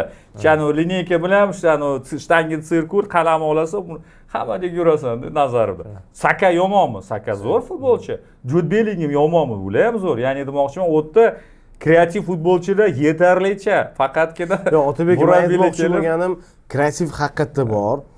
Hozir Angliyaga o'tib ketamiz. 100% Sakaga qo'shilaman, kreativligi Angliyada topasiz bunaqa o'yin. Lekin hozirgi darajasida emas. Olisi bilan qo'yganda qo'shilaman. Hozirgi darajaga Olisiga yaqinlashadi. Yo'q, hozir Olisi birinchi raqam. Aytmoqchiman, ularni ham tarkibiga qarasangiz, e'tibor. Masalan, Angliya jahon chempionatiga olmagan futbolchilarni shunaqa tarkib tuzsa bo'ladi-da. Ya'ni ularda yaxshi tarkib. Hop, Otabek, mana savol, agar Olisi hozir Angliya termasida bo'lganda, u ham rasm yig'ishtirib turib, chizmachilikka kirib ketgan bo'larmidi? Shunaqa yoki uni olishmasdi. Bu Gareth Southgate konspektlari-ku, yoki zaxirada o'tirardi. Palmer bilan yoki televizorda ko'rayotgan bo'lar. Shunaqa. Yo'q, bu o'zi hazil qilyapmiz-ku, lekin o'ta tizim degan narsa bor-da. Ular deyshadi, masalan, o'zi Didier Deschamps shunaqa. Didier Deschamps masalan oldin o'sha Fransiyani tugatdikmi? Endi hozir Fransiyadan men tushunib turibman va vaqt bizda anaqa chegaralangan. Angliyaga o'tamiz. Didier Deschamps oldin yorqin o'ynardi. Misol 2014-yilda qanaqa chiqib ketdi? Yorqin futboli bilan endi mayli Germaniyaga tushib, chorak finalni chiqarib yubordi. Undan keyin bitta qaradi-da, 2016-yilda yorqin futbol faqat Germaniyaga qarshi yopiq o'ynagan, qolganlar bilan Portugaliyaga yutqizgan favorit sifatida chiqqan. Keyin bitta o'ylab o'tirdi-da, bizda shuncha futbolchilar bor, Griezmannlar bor, Jirular anaqadan chiqyapti zaxiradan, Karim Benzemani hattoki olmadi. Ke o'sha ehtiyotkor futbol, himoyadan o'ynaymiz. Hujumda shunaqa futbolchilar bo'lsa, bittagida gol uradi-ku, qarasa, bitta. Keyin futbol o'zgardi. Ya'ni masalan shunaqa futbolchilar bilan bitta vaziyat по-любому bo'ladi. Hozir Fransiyada просто futbolchilar любой pozitsiyada bir-biriga teng ikkita futbolchi. Angliya o'sha konspektlarni olib, kim ko'pchilik o'sha Gareth Southgate haqida o'sha salbiy fikr bildiryapti. Qo'shilaman, lekin masalan ikkita finalga chiqdi. U kim o'sha anaqa bo'lgan? Finalga chiqdi, keyin jahon chempionatida 4-o'rin. Masalan, natija beryapti-da, biz kulamiz-ku, lekin natija beryapti-da, shu narsa. Shuning uchun mayli Michael Olise Angliyani gapiramizmi yoki mayli Angliya Kongo qo'yamizmi? Kongo lekin nima deydi, ancha kuchli raqib bo'lganligini menimcha muxlislar ham tushunishdi. Boshida biz endi sharhlovchilik unaqa deganimiz yo'q. Biz Kongoga hattoki yutqizib qo'yishimiz mumkinligini ham o'zaro suhbatlarimiz davom etardik, chunki Kongo, Kolumbiya, Portugaliyachalik nomlar bo'lmasa ham tarkibi yaxshi derdik. Mana bu o'yin yana bir bor menimcha isbotladi. Angliyaga shunaqa bosh og'riq tug'dirdi va mana shu uchrashuv haqida ham ozgina gapirsak, Angliyaga yana o'sha qanaqadir anaqa yetishmaslik, kreativ yetishmaslik, o'sha oddiy uslubda o'ynatish. O'zi Tuxel unaqa emasdi. Tuxel klubda ishlaganda bilamiz, balki himoyadan o'yin qurgandir Chelsea'da, lekin unaqa primitiv emasdi uning uslubi o'sha paytda hamda. Yoki Angliyaning o'zi shunaqami, muhit shunaqa qilib qo'yadimi, kim kelsa ham yana o'sha eski bir rejimga o'tib qoladi. Futbolchilar klubda o'ynagan potensialni bir 50 yoki 70% da o'ynab beradi. Qanaqadir o'zini 100% ni ko'rsata olmaydi. Misol uchun Mbappeda teskarisi bo'lyapti-ku, bu yoqda misol uchun Realda biz 100% deb turganimiz hali 100% boshqa ekan mana. Bu yoqda 18 o'yinda 18 ta gol urgan Mbappeni ko'ryapmiz jahon chempionatida. Nimaga Angliyaga kelgandan keyin futbolchilar yana o'rtamiyona bir futbolchilarga aylanib qolyapti? Bitta keyin sal darajani ushlab turibdi. Kongodan boshlash kerak. DR Kongo juda ham katta jamoa. Endi bizda mana bunaqa narsa, hozir Portugaliya uzoqqa borsa, Kolumbiya uzoqqa borsa va Kongo uzoqqa borganida, masalan, bizga O'zbekistonlik o'sha muxlislarga ana ko'rdinglarmi biz qanaqa guruhga tushdik. Lekin o'zi aslida shunaqa. Kongo Angliya bilan qanaqa o'ynadi va hattoki O'zbekiston Kongoni shunaqa qiynatib yubordi. Masalan, birinchi taymda 1-0 yutib o'tdik-ku, yana bitta gol urdik, uni bekor qilishdi, to'g'ri. Lekin masalan Kongo qanaqa o'ynadi? Bizga qarshi masalan anaqa Portugaliyaga qarshi 5-3-2 o'yin sxemasi, Kolumbiya bilan 4-1, keyin o'sha Kolumbiya yarim soat davomida yorib yubordi-ku, o'sha qayta oldingi sxemaga Angliya bilan 4-4-2 o'ynadi. Qo'rqmay o'ynadi, zo'r o'ynadi. Lekin Angliyada tarkib baribir bor va Thomas Tuchel masalan g'oyalari baribir natija beryapti. Nimaga? desangiz, misol o'sha futbol kreativlik yetishmayapti deyapsiz, qo'shilaman, lekin Kongo zaxirada turib berdi, Van Bissaka o'ng qanotda Rashfordga deyarli hech narsa bermadi. Noni Maduekaga qarshi Artur Masyuaka zo'r o'ynab berdi, lekin Noni Madueka o'zini pluslarini topib oldi-da, Navesla ketdi. O'sha Navesladan keyin vaziyatlar paydo bo'lishni boshladi, lekin Pasi Lionelni o'zi hammasi zo'r. Birinchi taymda o'zida yo'q, shunaqa darvozasini anaqa qo'riqladi, shuncha zarbalarni qaytardi. O'yindan keyin oldiga Jude Bellingham o'yin paytida u oldiga borib, hurmatli izzatini bildirdi. Harry Kane oldiga bordi. Selfilarni qilib tashladi. Darvozabon zo'r o'ynab berdi, ammo qarang, zaxiradan kim maydonga tushyapti. Ikkinchi bo'limda Noni Maduekani ovoti Saka chiqyapti. Bu tomonda Rashford ovoti Gordon chiqyapti.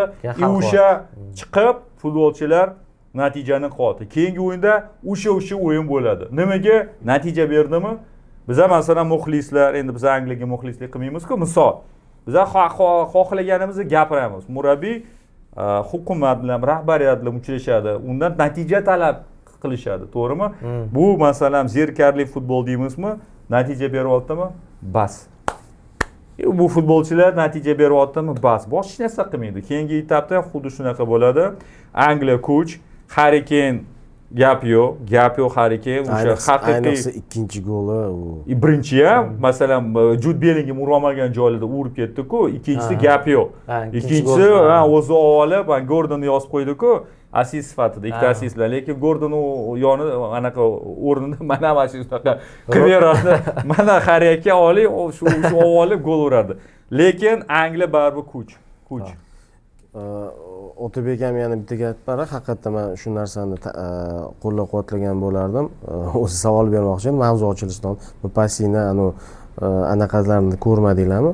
Vazinada birdaniga ko'payib ketdi-ku. Ha, obunachilarmi? Vazina o'zi ham shunaqa nima deydi, pozitiv nima deydi, olib borar ekanda ijtimoiy tarmoqni. Shuni ham kuzatishga sababim bor. Hozircha mana 2-1 qiynalib yutdi degan gap kelyapti-ku. Umumiy natijadan kelib chiqqan holda. Lekin o'yinni o'zini ko'rib, yaxshilab eslaydigan bo'lsa, Angliya ancha yirik hisobda yutishi ham mumkin edi. Vaziyatlardan kelib chiqqan holda. Ya'ni juda bir primitiv emas unaqa o'sha o'yinda. Bu bitta darvozani kurash ushlab oldi deymiz-ku. O'shani qanaqa qilib bir xil kopto'laga ulgurdi, nima qildi u? Bu aql bovar qilmaydigan darajada. Ular bilan seyf qilib tashladi. U yoqdan tepib ko'rishdi, bu yoqdan tepib ko'rishdi. Bellingham bekorga emas, yoniga borganligi. U shu darajada katta bitta gigantga aylanib qoldi Pasi Angliya futbolchilari uchun. Chunki boshqa darvozabon bo'lganda, balkim birinchi taymda o'zida bir ikkita gol farq bilan oldiga chiqib olarmidi. Bu ko'proq darvozabon ushlagan o'yinga aylanib qoldi nazarimda. O'sha rus sharhlovchini ham anaqasi tarqab ketdi-yu. Stanley dedi keyin Ruki dedi. Pauza ushlab rostdan ham men keyin haqida so'ramoqchi edim. Harry Kane bir o'sha mavsumda Messi 82 ta gol urgan ekan. 72 bo'ldi. Buniki 72 ta bo'ldi va bu undoq qarasa fenomenal mavsum o'tkazayotganligini bildiradi, lekin hali ham oltin to'p uchun kim asosiy favorit desa ko'pchilik nima deydi? Mbappeni eslayapti yoki bo'lmasa Yamalni aytyapti. Oliseni aytyapti. Lekin negadir keyingi bo'lgan nima deydi? Anaqa pastda hali ham. Bor, to'g'ri, 3 talikda bor, 2 talikda bor, lekinchi 72 ta gol ursa, masalan, Messi yo Ronaldo ursa, va bo'ldi, yutdi. Jahon chempionati kim yutishdan qat'iy nazar shunga berish kerakdir-da. Keyinnikiga sal nazar, pastroq nazar bilan qarab. Bitta holat bor-da. Messi gol ko'p uradigan bo'lsa, klub bilan katta narsaga erishardi-da. Yo'q, misol uchun bitta ichki chempionatda chempion bo'lsa ham bo'ldi, yetardi ularga. Mana Hasan, shu yerda farqi bor-da. Chunki Germaniyada, hozir shu savol chiqsa kerak deb o'yladim, Germaniyada u Bavariya baribir gigimo, hamma biladi. Ispaniyada kurash kechadi. Ispaniyada Real yutib chiqish yoki Barsani yutib chiqib chempion bo'lish tosh tarozi sal og'irroq. Yoki bo'lmasam Angliyada o'ynaganda ham o'tni qovurilib o'rtaga chiqib kelish og'irroq. Bu ham to'g'ri, lekin bundoq qarasa Barsani bitta raqibi Real yoki Realda futbolchilar raqibi Barsa-da. Bundoq qarasa katta emas. Men aytgan bo'lardim, agar Bavariya Chempionlar Ligasini yutganida hozir Dembele, Yamaldan ko'ra bizni keyinroq qo'ygan bo'lardi. Meni nazarimda. Hasan aka, bitta narsa bor, hozir savolingizga javob berib ko'raman. Hozir Angliya agarda jahon chempionatini qo'lga kiritsa, Harry Kane oltin to'pni ilib ketadi. Ammo yana bitta narsa bor, siz savol beryapsiz, nima uchun Harry Kane, nima uchun Michael Olise birinchi uchtalikka yo'q?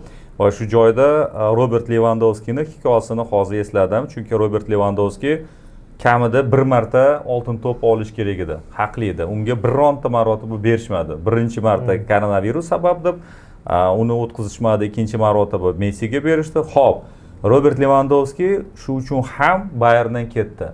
Nimaga? Chunki u yerda agarda men shu natijalarni Barselona safida ko'rsatganimda yoki Real safida ko'rsatganimda oltin to'pni ilib ketayman dedi. Nimaga? Bu tabiiy holat. Bu dunyoda hurmat saqlagan tarzda juda ham ko'p buyuk jamoalar bor, lekin masalan mana sizlar hamkasblar yaxshi bilasizlar. Misol, agarda bitta o'yin, bitta vaqt paytida misol Manchester United bilan Liverpool o'ynaydi-da, Real bilan misolda Elchi. Sherif o'ynaydi. Chempionlar Ligasini aytyapman-da. Yoki misol hop Chempionlar Ligasi bo'lsin, Manchester United bilan Bayern o'ynaydi-da. Va bu yerda Real bilan misol Budoglimp o'ynaydi. Agarda Real bilan Budoglimni qo'ymasak, nima bo'lib ketadi? Masalan, ana so'rov ana o'tkazamiz-ku, Real ilib ketadi. Nimaga? Chunki butun dunyo bo'yicha eng katta auditoriya birinchi ikkitalik bu Real bilan Barselona. Almashadi. Ha, yonida keyin Manchester United bilan qolganlar bor, lekin bularni juda ham armiyasi o'ta katta. Bayerndan nisbatan hurmat saqlagan tarzda Germaniyada masalan esingizda bo'lsa, Dilshod aka, keldim. Bu joyda Borussiya bilan Leipzig o'ynayapti. Bu joyda Bayern bilan hozir eslolmayman, Augsburg bo'lsin. Hamkasblar qo'shdida, dasturga.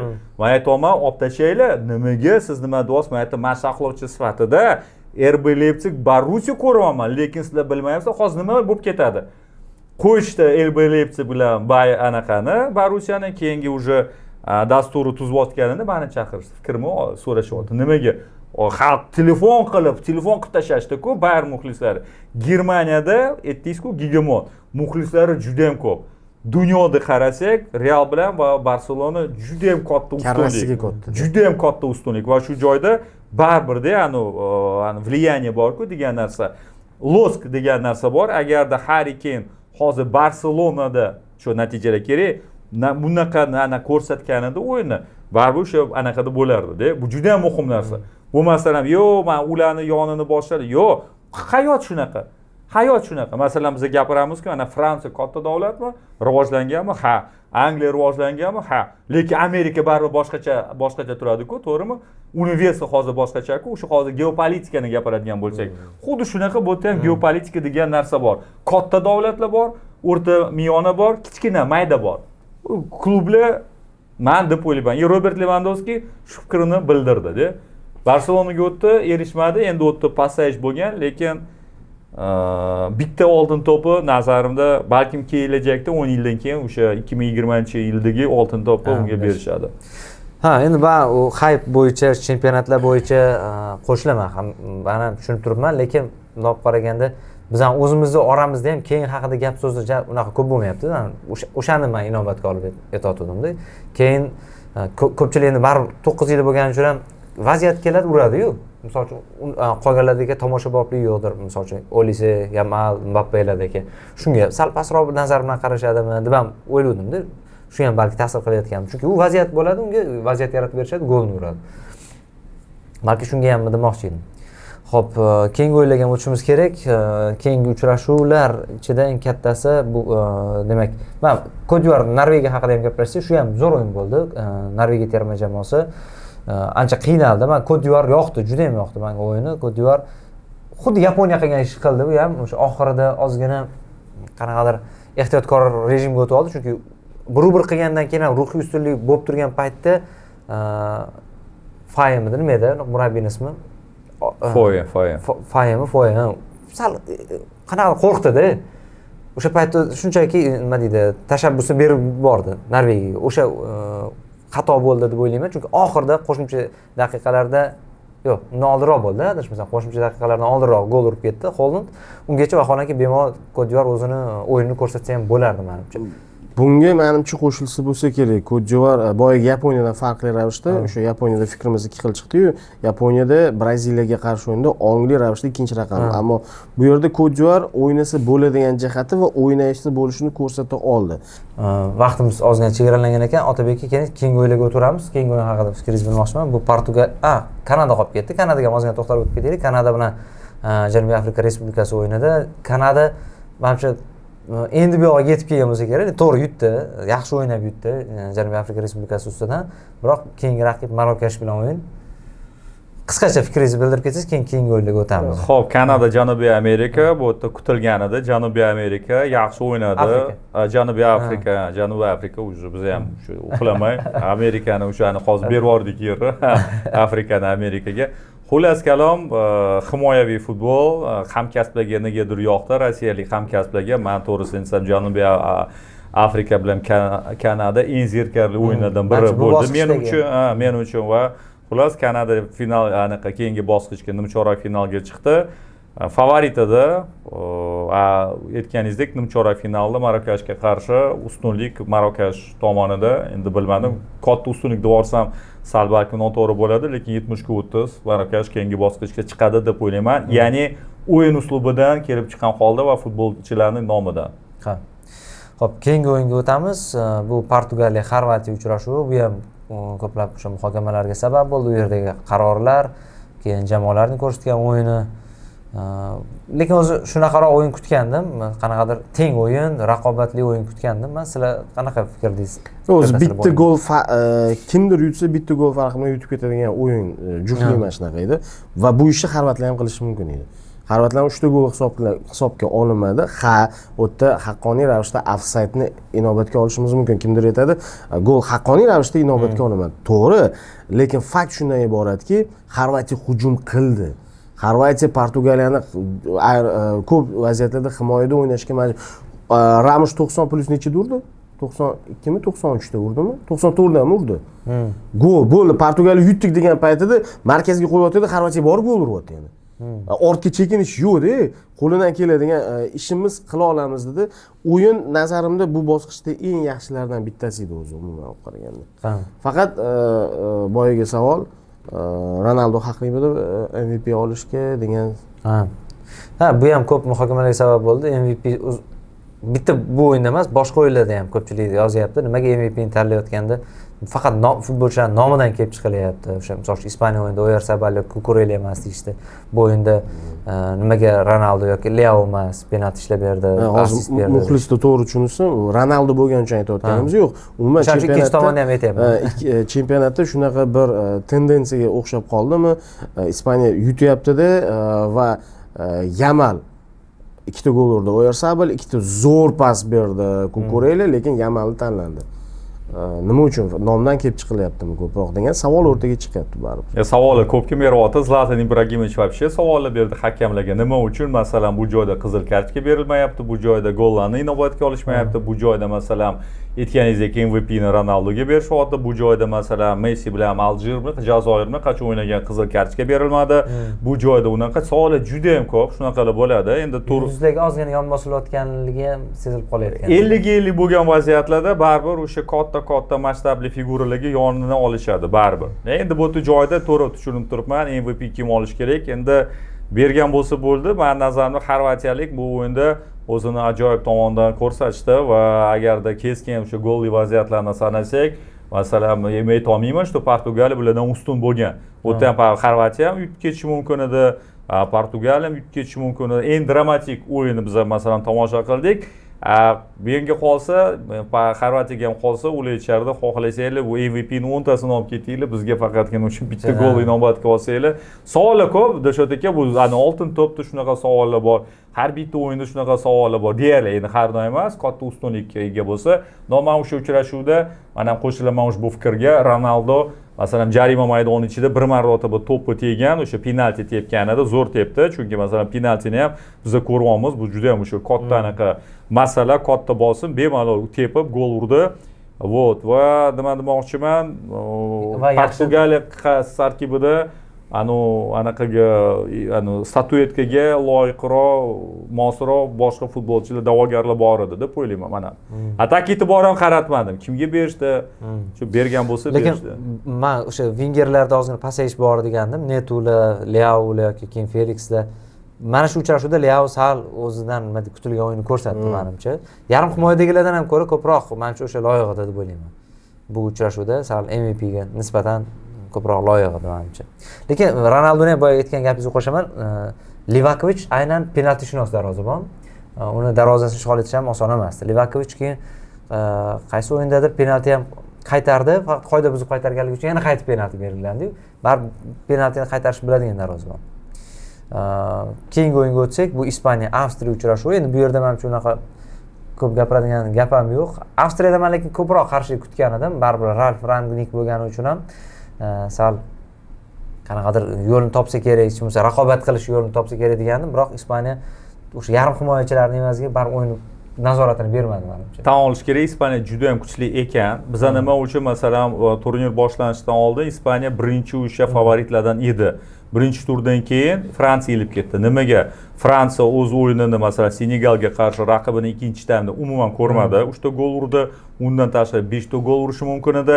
Ammo Ispaniya Cabo Verde bilan ochkolarni yo'qotdi. Nimaga? Va Cabo Verde bu sensatsiya dedik. Endi biz tushunib turibmiz, Cabo Verde bu sensatsiya emas ekan. Argentinaga qanaqa o'ynadi, Urugvayga qanaqa o'ynadi. Keyin Ispaniya masalan Urugvayni yutdimi, Saudiya Arabistonini to'g'ri qilib tashladimi? Ispaniya juda ham kuchli va masalan bu Avstriya Argentina bilan shunaqa muammolarga duch kelmagan. Ispaniya hech narsa bermadi. To'pni olib qo'yibdi, to'pni oldirib qo'ysa darhol qaytaryapti. Laminimal o'ng qanot, Aerosabal chap qanot, hattoki Poro o'zini uzr hurmat saqlagan tarzda endi Marcos Llorente menga ko'proq yoqadi-da, asosiy tarkibga da'vogar deb o'ylayman. Poro chiqib, yaxshi faol, gol ham urib ketdi, paslarni ham beryapti. Xullas kalom Ispaniya o'zini, keyin yana bitta narsa, Ispaniya o'zini yaxshi ko'rsatyapti. Ispaniya o'yinga qo'shyapti. O'yinda masalan hozir Portugaliya bilan ko'ramiz nima bo'ladi. Bu chempionlikni xususiyatlaridan bittasi. Ispaniya dahshat. Avstriya yomon emas, Avstriya yaxshi. Mana siz savol beryapsiz-ku, kutmadingiz. Ralf Rangnick jamoasi, gegenpressing, falsafa gegenpressing otasi, lekin futbolchilar to'p olyapti-da, 4 tomonni, kamida 3 ta tomonda futbolchilar ispaniyalik yugurib olib qo'yishyapti. Tezlikni qarang, pas-paslarni qarang, zaxirada maydonga tushayotgan futbolchilar o'yinni kuchaytiryapti. Wow, hozir Ispaniya juda ham qo'shdi. Ha, qo'shilaman. Keyingi uchrashuv AQSh Bosniya o'yini. Bu uchrashuvda men o'sha AQSh terma jamoasiga ishonchim yana ham ortdi va hatto Belgiya bilan bo'ladigan uchrashuvda ham Belgiyani ham yutib qo'ysa ajablanmayman. Chunki Bosniya bilan bo'lgan uchrashuvda baribir ko'rinib turibdi, sifatli futbol qurgan Pochettino. Hatto qizil kartochkadan keyin ham nima qilish kerakligini bilyapti jamoa. O'sha Balagon qizil olgandan keyin ham juda bir sarosimaga tushib qolib, qanaqadir nima deydi, raqibga shunchaki to'pni berdi-yu, lekin qolgan payti ishonchli turdi-da. O'zi mezbonlarni solishtirib chiqadigan bo'lsa, Kanada nisbatan zaifroq, lekin AQSh bilan Meksikada qaysi biri kuchliroq degan savol o'rtaga chiqadi va bu bahsli nazarimda. Meksikada baribir Lotin Amerikasining ta'siri borda, individual mahorat ham ko'zga tashlanadi Meksikada. Alvaradoni yurishi, Quiñones yurishi, bu tomonda tizim.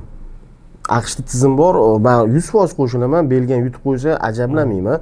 Chunki Belgiya baribir muammolari bor bo'lib jamoa bo'lib kelganligini ko'rdik.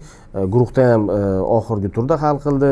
Senegalda ham zo'rg'a, Senegal 2-0 edi, bilmayman nima qilib buni tayyor g'alabani qo'ldan chiqarib yubordi. Senegal nazarimda qaysidir ma'noda haqliroq edi ham balkim nimchorak finalga chiqish uchun Belgiya chiqdi mayli. Lekin Bosniya hech narsa qila olmadi.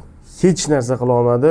AQShga qarshi o'yinda qarshi qo'yadigan biror bir narsasi borligini ko'rmadik. Haqli ravishda AQSh yutib ketdi va to'g'ri o'ynadi ham. O'sha qizil, yo'q joydan qizil bo'lib qoldi. Endi kurashga ketayotgan paytida oyoq shunaqa tushib qoldi. 100% qizil edi u. Endi muammo bittasi bor.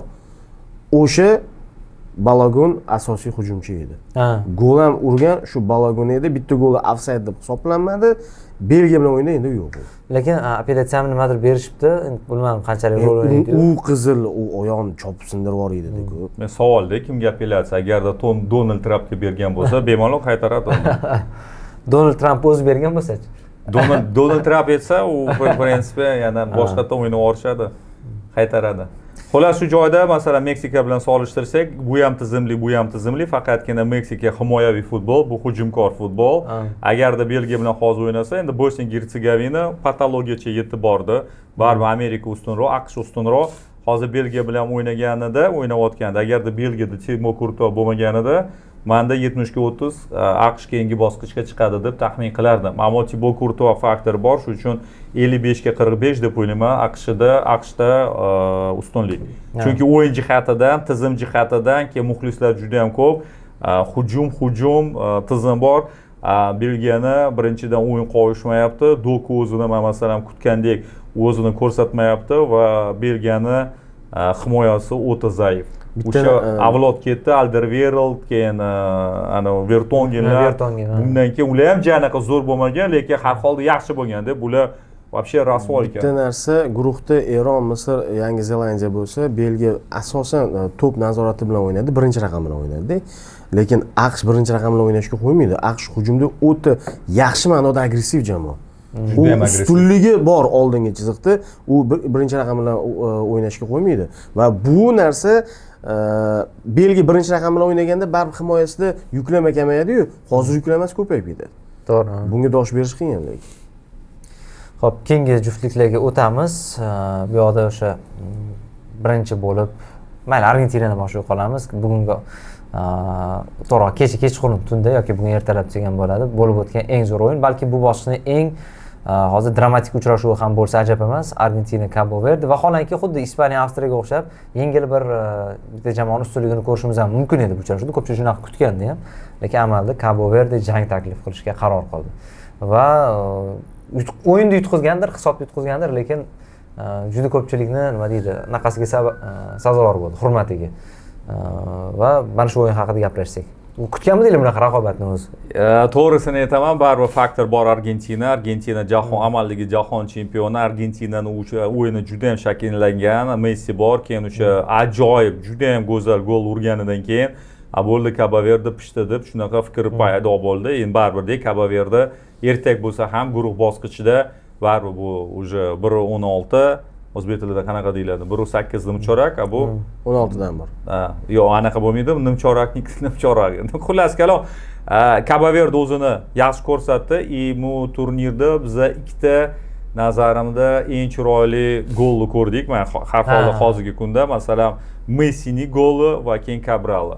To'g'risini aytsam, endi men baribir ovozimni Ildor Shomurodovga berdim guruh bosqichida, lekin Cabralni hozir ochilib qoldi. U vashshi qanaqa shu zarba, qanaqa o'yinda qo'rqmay to'p olib, o'ng qanotdan zarba berdi va dahshat.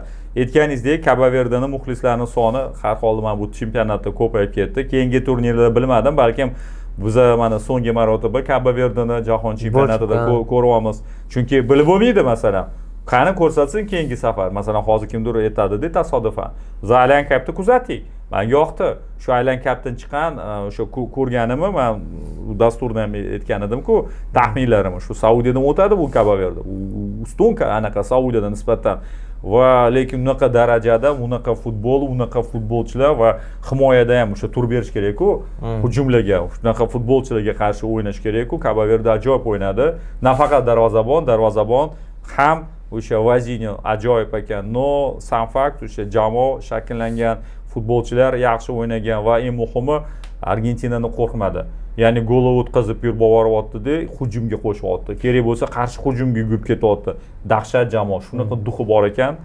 Shuni aytmoqchiman, o'sha chempionligiga xos duxi bor ekanda. Qanaqa bu yerda Argentinada o'sha narsani davom etib kelganmiz. O'sha narsani Cabo Verde bizda ham bor deb ko'rsatib qo'ydi. Bular gol urganidan keyin masalan 1-0, 1-1, 2-1, 2-2 3-2 bular qo'shyapti oxirida qancha vaziyatlar. Emiliano qanaqa qutqardi. Qancha vaziyatlar. U tasavvur qiling, qanaqadir kichkina Cabo Verde va hattoki masalan siz hozir aytib o'tdingiz-ku, biz ham hammamiz aytdik, misol keyin anaqani darvozabonni pasini oldiga borib Belingem o'yin paytida boshqa futbolchilar borda maqtab ketadi. Ronaldodan bor shunaqa xislat, o'yinchini oldiga borib, hurmat, izzatni bildirib ketadi. Messida unaqa yo'q. Messi o'zi shunaqa odam, bu yomon emas, yaxshi emas, tabiati shunaqa. Shu yopiq. Faqat o'zini oilasi bilan, ulfatlari bilan bu joyda Messi Vaziniyani oldiga borib, o'sha o'zini, o'sha hurmatini izhor etib, men anaqa shokka tushib qoldim. Ya'ni shunaqa darajada men Cabo Verde hammaga ko'rsatdi, xuddi anaqadek. Endi anaqa emas, taqqos qilsa bo'lmaydi, no esingizda bo'lsa Leicester u paytda dushmanlari yo'q edi-ku, butun dunyo Leicesterga muxlislik qilgan. Faqatgina balkim Arsenal muxlislari, chunki ular Tottenham bilan o'sha chempionlikka harakat qilishgan. Qolgan butun dunyo, hozir Cabo Verdeni qarasangiz, hamma Cabo Verdega muxlislik qilgan. Argentinadan tashqari, masalan, mana nareskalarni ko'ryapman, gol uryapti deb butun aeroport xursand. Ular Cabo Verdelik emas, boshqa davlat, O'zbekistonliklar, Portugaliyaliklar, Amerikaliklar hammasi hozir Cabo Verdega muxlislik qilgan. Gap yo'q, lekin dahshat. Kichkina mayda bo'lsa ham jamoa, kichkina orol, lekin 600 mingtaga yaqin aholisi bor ekan, qoyil. Keyin baribir o'sha faktor ham rol o'ynadi. Yevropada nima deydi, Portugaliyaga kira olmagan futbolchilar bar o'ynayapti. Mahoratli futbolchilar ham bor ekan. Faqat himoyasi emas-da gap. Keyin bu uchrashuvda men birinchi marta Argentinani bunaqa asabiylashib, bunaqa xavotirga tushganini ko'rdim. Avstriyada hatto bu narsa sezilmagandi. O'sha qiyin o'yinda. Menda ham shunaqa fikr bor. Guruh bosqichi o'yinida 3 ta bahs kuzatganimda Argentina menga o'tgan gal jahon chempionatini qo'lga kiritganida Qatarda guruh bosqichida bunaqa ko'rinmagandi. Bu gal aksincha yana ham salobatliroq, kerak bo'lsa qo'shadigan kuchi bor. O'rtadan sal yuqori bir 60-70% bir kuch bilan o'ynayapti. Shu ham natija uchun yetarli, ammo raqib jonlanib qolsa, kerak bo'lsa yana qo'shadigan zaxirasi bordek. Yana ham bir haybatliroq ko'ringanda-da. Va shu bois juftliklarning orasida qaysi bittasidir Germaniya, Paragvayda ham qiynaladi, lekin nemislar o'tsa kerak deganda Argentina endi Cabo Verde'ni ertaga tugadi. Bu ko'rinib o'tib ketadi degan fikr bor edi. Ammo Cabo Verde hammasini rasvo qilib qo'yishiga ozgina qoldi. Bosim katta edi Argentinada. Yangi masalan final eslasanglar 2022-yil Fransiya bilan. Bu baribir Fransiya, bu yerda Mbappe bor. Agarda masalan yutqizib qo'ysak ham Mbappe masalan kimga yutqizamiz? Bu tasavvur qiling, biz hozir gapiryapmiz Cabo Verde jasorat bilan martdek, lekin baribir Cabo Verde'da fikr borda, nahotki Cabo Verde'ga yutqizamiz. Bu 1-1dan keyin ko'proq sal o'rtaga chiqib qoldi-da. 1-0da ham Argentina salobati, ozgina mensimliroq harakat ham bo'ldimigan deb 1-1dan keyin ko'z bilasizmi qachon his qildim? 2-2dan keyin. Ya'ni bu ikkinchi gol urgandan keyin o'sha tashvishga tushib qoldi ba'zi o'yinchilar. Ya'ni masalan 1-1, qo'shilaman. Lekin ikkinchi gol urganidan keyin уже yo'g'i, nahotki bular shunaqa keyin gollarni qanaqa urishdi? Hamma masalan bu o'yinda urilgan gollar deyarli hammasi 90% juda murakkab gollar. Messi bu alohidagi dunyo. Qolgan u gollarni qaranglar, hammasi murakkab gollar. Juda ham qiyin. Shuning uchun Cabo Verde 2-2dan keyin Argentina ba'zi futbolchilar tashvishga tushib qoldi. Nahotki hozir o'tmasak xor bo'lamiz. Realda ichida bor bu baribir shu narsa. Shu o'rinda bittasini gapi menga yozibdi-da, Instagramda yozibdi. Hamma jamoalar ham faqat tajriba orttirish uchun bormas ekan, debyutantlar deb yozibdi-da. Bitta ikkitalari kerak bo'lsa, nima deydi, chempioniga qarshi ham o'ynaymiz deb yozishibdi. Xo'p, keyingi o'yin bu Avstraliya, Misr penaltilar seriyasigacha cho'zilgan uchrashuv. Endi unaqa ko'p katta voqealar bo'lmadi, lekin Misr chiqqani yaxshiroq bo'ldi. Argentina bilan Misr ko'rish yaxshiroq menimcha. Avstraliya bilan chunki Misr ko'rganmiz avvalgi mundialda. Undan ko'ra menimcha bunaqasini ham ko'raylik. Bunaqasini ko'ra qolamiz. Lekin bunda ham farq o'sha, ya'ni Argentina favorit bo'ladi. Uchrashuvni kim ko'rdi? Men prosta sharhladimda, Misr anaqaga loyiqroq edi, to'g'ri. Vaziyatlar ko'proq edi, lekin bitta narsa, penaltilar seriyasi 2 daqiqa qolgach 118-daqiqada Meteorani chiqaryapti maydonga. O'sha bizga qarshi 2019-yilda ikkita penalti qaytargan. O'zi spets ekan. 37% deyarli 40% penaltini qaytaradi. Juda katta. Meteorani. Avstriya anaqa Misr nimalarni qildi keyin men qarasam, ular ham planshetga qarayapti-da. Mutlaqo boshqa futbol ko'rgan ekan. Real bilan Xetafe penaltidan ko'rgan ekan. Men tushunmadim nima qilishdi bu bolalar. Keyin o'sha duo anaqa bitta anaqa tilovat qilib, sura o'qib, chiqdi psixologiya bosim yo'q. Rayn bironta zarbani qaytara olmadi. Birontasini men shokka tushib qoldim. Eng muhimi yaramas Muhammad Salah ko'rdingizmi? Panenka bilan gol uryapti o'sha joyda. Bu ruhan yomonsin. Voshie men shokka tushib qoldim. Shunaqa bosim, shunaqa o'yin, hammasi tashvishda. Avstraliyaliklar, Misrliklar hammasi kelyapti, bittasi yig'lavordi. Rabi adashmasam gol uryapti-da, kelyapti-da, o'sha qaytyapti-da, jamoadoshlarni o'sha qatoriga qo'shilib yig'lavordi. Men aytdim, "Sen nima qilsan? Hali vaqt emas. Hozir bularga-ku taassurot, shu anaqa ta'siri bor-ku." Oldi to'pni, Salah olib kelib, tag'in birinchi play-offi Salahni. To'pni qo'ydi, bitta tepdi-da, qaytga o'ngga chapga qarasam, Panenka bilan uryapti. Tasavvur qilinglar. Agarda biz masalan Misrliklar bo'lganimizda, masalan biz o'sha Panenka nimaligi bu O'zbekistonliklar penalti bersa, to'g'risini aytsam, men ikkita voleybolni uchib qo'yaman. O'sha anaqa-da, o'sha asablar joyida emas. Bu kelib to'pni qo'yib, bitta Panenka berdi-da, tasavvur qiling, urolmaganda nima bo'lardi. To'g'ri. Voshie anov shokovida holat, lekin aytganingizdek duxi beton ekanda Salah voshie. Bu raqibga nisbatan ham bosimni kuchaytirib qo'yadi-da. Ana sizlar mana bilgan ko'rdingizmi? Siz Rayni aytyapsiz, Hasan aka bu sal qoldi hozir. Zo'r mendagi. O'sha stul menda menimcha bor. O'sha aylab yurgan stul. Keyin tarafdan aytmoqchi edim, Misr terma jamoasi birinchi marta, ko'p narsasi birinchi marta bo'layapti-yu. Bu mundialda o'sha birinchi marta g'alaba, birinchi marta play-off, birinchi marta ana endi nimchorak finalda ham qatnashadi. Tarix yozyapti o'zi bu terma jamoa va aynan Salah terma jamoa tarixidagi eng yaxshi to'plar bilan bu ish bo'layotgani ham menimcha bir qanaqadir yoqimli bo'ladi. 34-yilda chiqmaganmi nimchorakka? No mayli bu shunchaki savol, qiziq emas. 34-yilgi musobaqada nimchorakka chiqqan, faqat yo'q, mana 30-yilgi jahon chempionatida 4 ta guruh bo'lgan. Guruhdan chiqishgan. To'rdan to'g'ri yarim finalga. Lekin 34 o'zi play-offdan boshlangan. Guruhlarga taqsimlamaganda, setga qilinganda yutgan ketadi, yutqizgan bo'ldi, uyga qaytib yuradi. Misr shunaqa qilib nimchorak finalda bo'ldi, orqaga qaytdi. Xullas kalom, manaqa bu jamoa, bu emas, boshqa jamoani gapirsak, 4-o'rinni qo'lga kiritgan desak, tarixda yo'g'i, o'zi 4 ta jamoa ishtirok etgandi o'sha paytda. O'sha eng yaxshi 4-chi nima 4 nima deydi? Bizada bor-ku bitta gap. Eng yaxshi 4 ga kirildi deydimi? Shunaqada. Faqat nechta jamoa ishtirok etgani aytilmaydi. Xo'p, Shveysariya Jazoir uchrashuvi. Shveysariya juda aqlli futbol ko'rsatdi va Jazoirni menimcha o'sha Avstriya bilan bo'lgan o'yini uchun jazoladi ham. O'sha siz aytdingiz-ku, katta o'yinlarda nima deydi? Shunaqa qilingan qilg'inlar uchun jazo bo'ladi. Anchadan beri shu holat kuzatilyapti deb. Va bu uchrashuvda ham bu bo'ldi, ham Shveysariyani men aqlli futbolga qoyil qoldim. Keyin o'yindan keyingi holat o'sha Jazoir murabbiy oldingi Shveysariya murabbiyi ekan, kelib turib o'zini futbolchilariga dalda berish o'rniga borib turib Shveysariya futbolchilarini ko'rish uchun ishlagan. Tabriklab ularni o'sha juda ko'p xayrliga sabab bo'ldi Jazoir tomonidan. O'zi tegi 3-turdan oldin Avstriya bilan 3-3 o'ynashidan oldin ham ichki holatda tafovut bor, kelishmovchilik bor edi. Belsa bilan Urugvay o'rtasida chalik emas, lekin Petkoch bilan Jazoir futbolchilarining o'rtasida bor edi. Ya'ni bitta uslubga o'tib turib, yigitlarni moslashtirib birdaniga boshqasiga o'tish, u yerda ham bo'lgan, Jazoirda ham kirib, "Mana bunaqa o'ynaylik" desa, yo'q, ish qilib ozgina bor va hatto Jazoir futbol federatsiyasi musobaqa davomida Petkoch almashtirish masalasi o'rtaga chiqqan. Olib tashamadi, lekin shu masala chiqqan. Bu narsa chiqish uchun qanchalik vaziyat bo'lishi kerak-ku, bu tomoni bor. Umuman men hozir Shveysariya tomonidan turib qaytadigan bo'lsam, Ispaniyani o'yindan o'yinga qo'shdi deyapmiz-ku. Men 100% qo'shaman, Shveysariya ham qo'shyapti men nazarimda. Ammo ispanlar darajasi boshqacha qo'shish. Bularda ham boshqacha undan pastroq, lekin Shveysariya nazarimda qo'shib boryapti. Keyin o'sha yangi futbolchi chiqdi-yu, nimadan ketadigan. Manzambimi? Manzambi. O'sha yaxshi yangi iste'dod bo'ldi. Men uni Freiburg finalga chiqib bordi-ku, Yevrokubokda. O'sha chorak final, yarim final o'yinlarda ko'rgan edimda, yaxshi bola ekan deb o'yladim. Terma jamoani bunaqa o'zgartirib yuboradi deb o'ylamadim-da.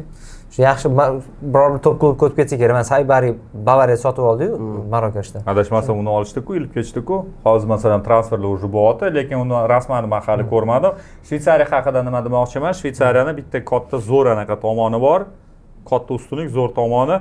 o'ziga teng yoki o'zidan past bo'lgan jamoalar borku, deyarli yutqizmaydi, o'tadi, bemalol o'tadi. Muammolar qachon paydo bo'ladi? O'zida masalan ustunroq, anaqa kuchliroq jamoalar bilan, shu uchun masalan setkasiga qaradim, Shveysariya birinchi o'rinni berdim, keyin Jazoirga qarshi o'tadi deb, keyingi masalan bosqichda mana Kolumbiya bilan hali kurashadi, lekin Argentina, Ispaniya, Fransiyadagi shu jamoalar bilan muammo bo'ladi. Siz hozir muammolarni gapirib o'tdingiz-ku, Senegal haqida bitta o'sha aytmoqchi edim. Senegalni, o'sha uni ham o'qidim hikoyalarni. Voy, qanaqa qilib o'zi jahon chempionatiga keldi. Federatsiyada muammo, pulli muammo. Hali ham Afrika Kubogi puli bor-ku, hali ham futbolchilarga berishmadi.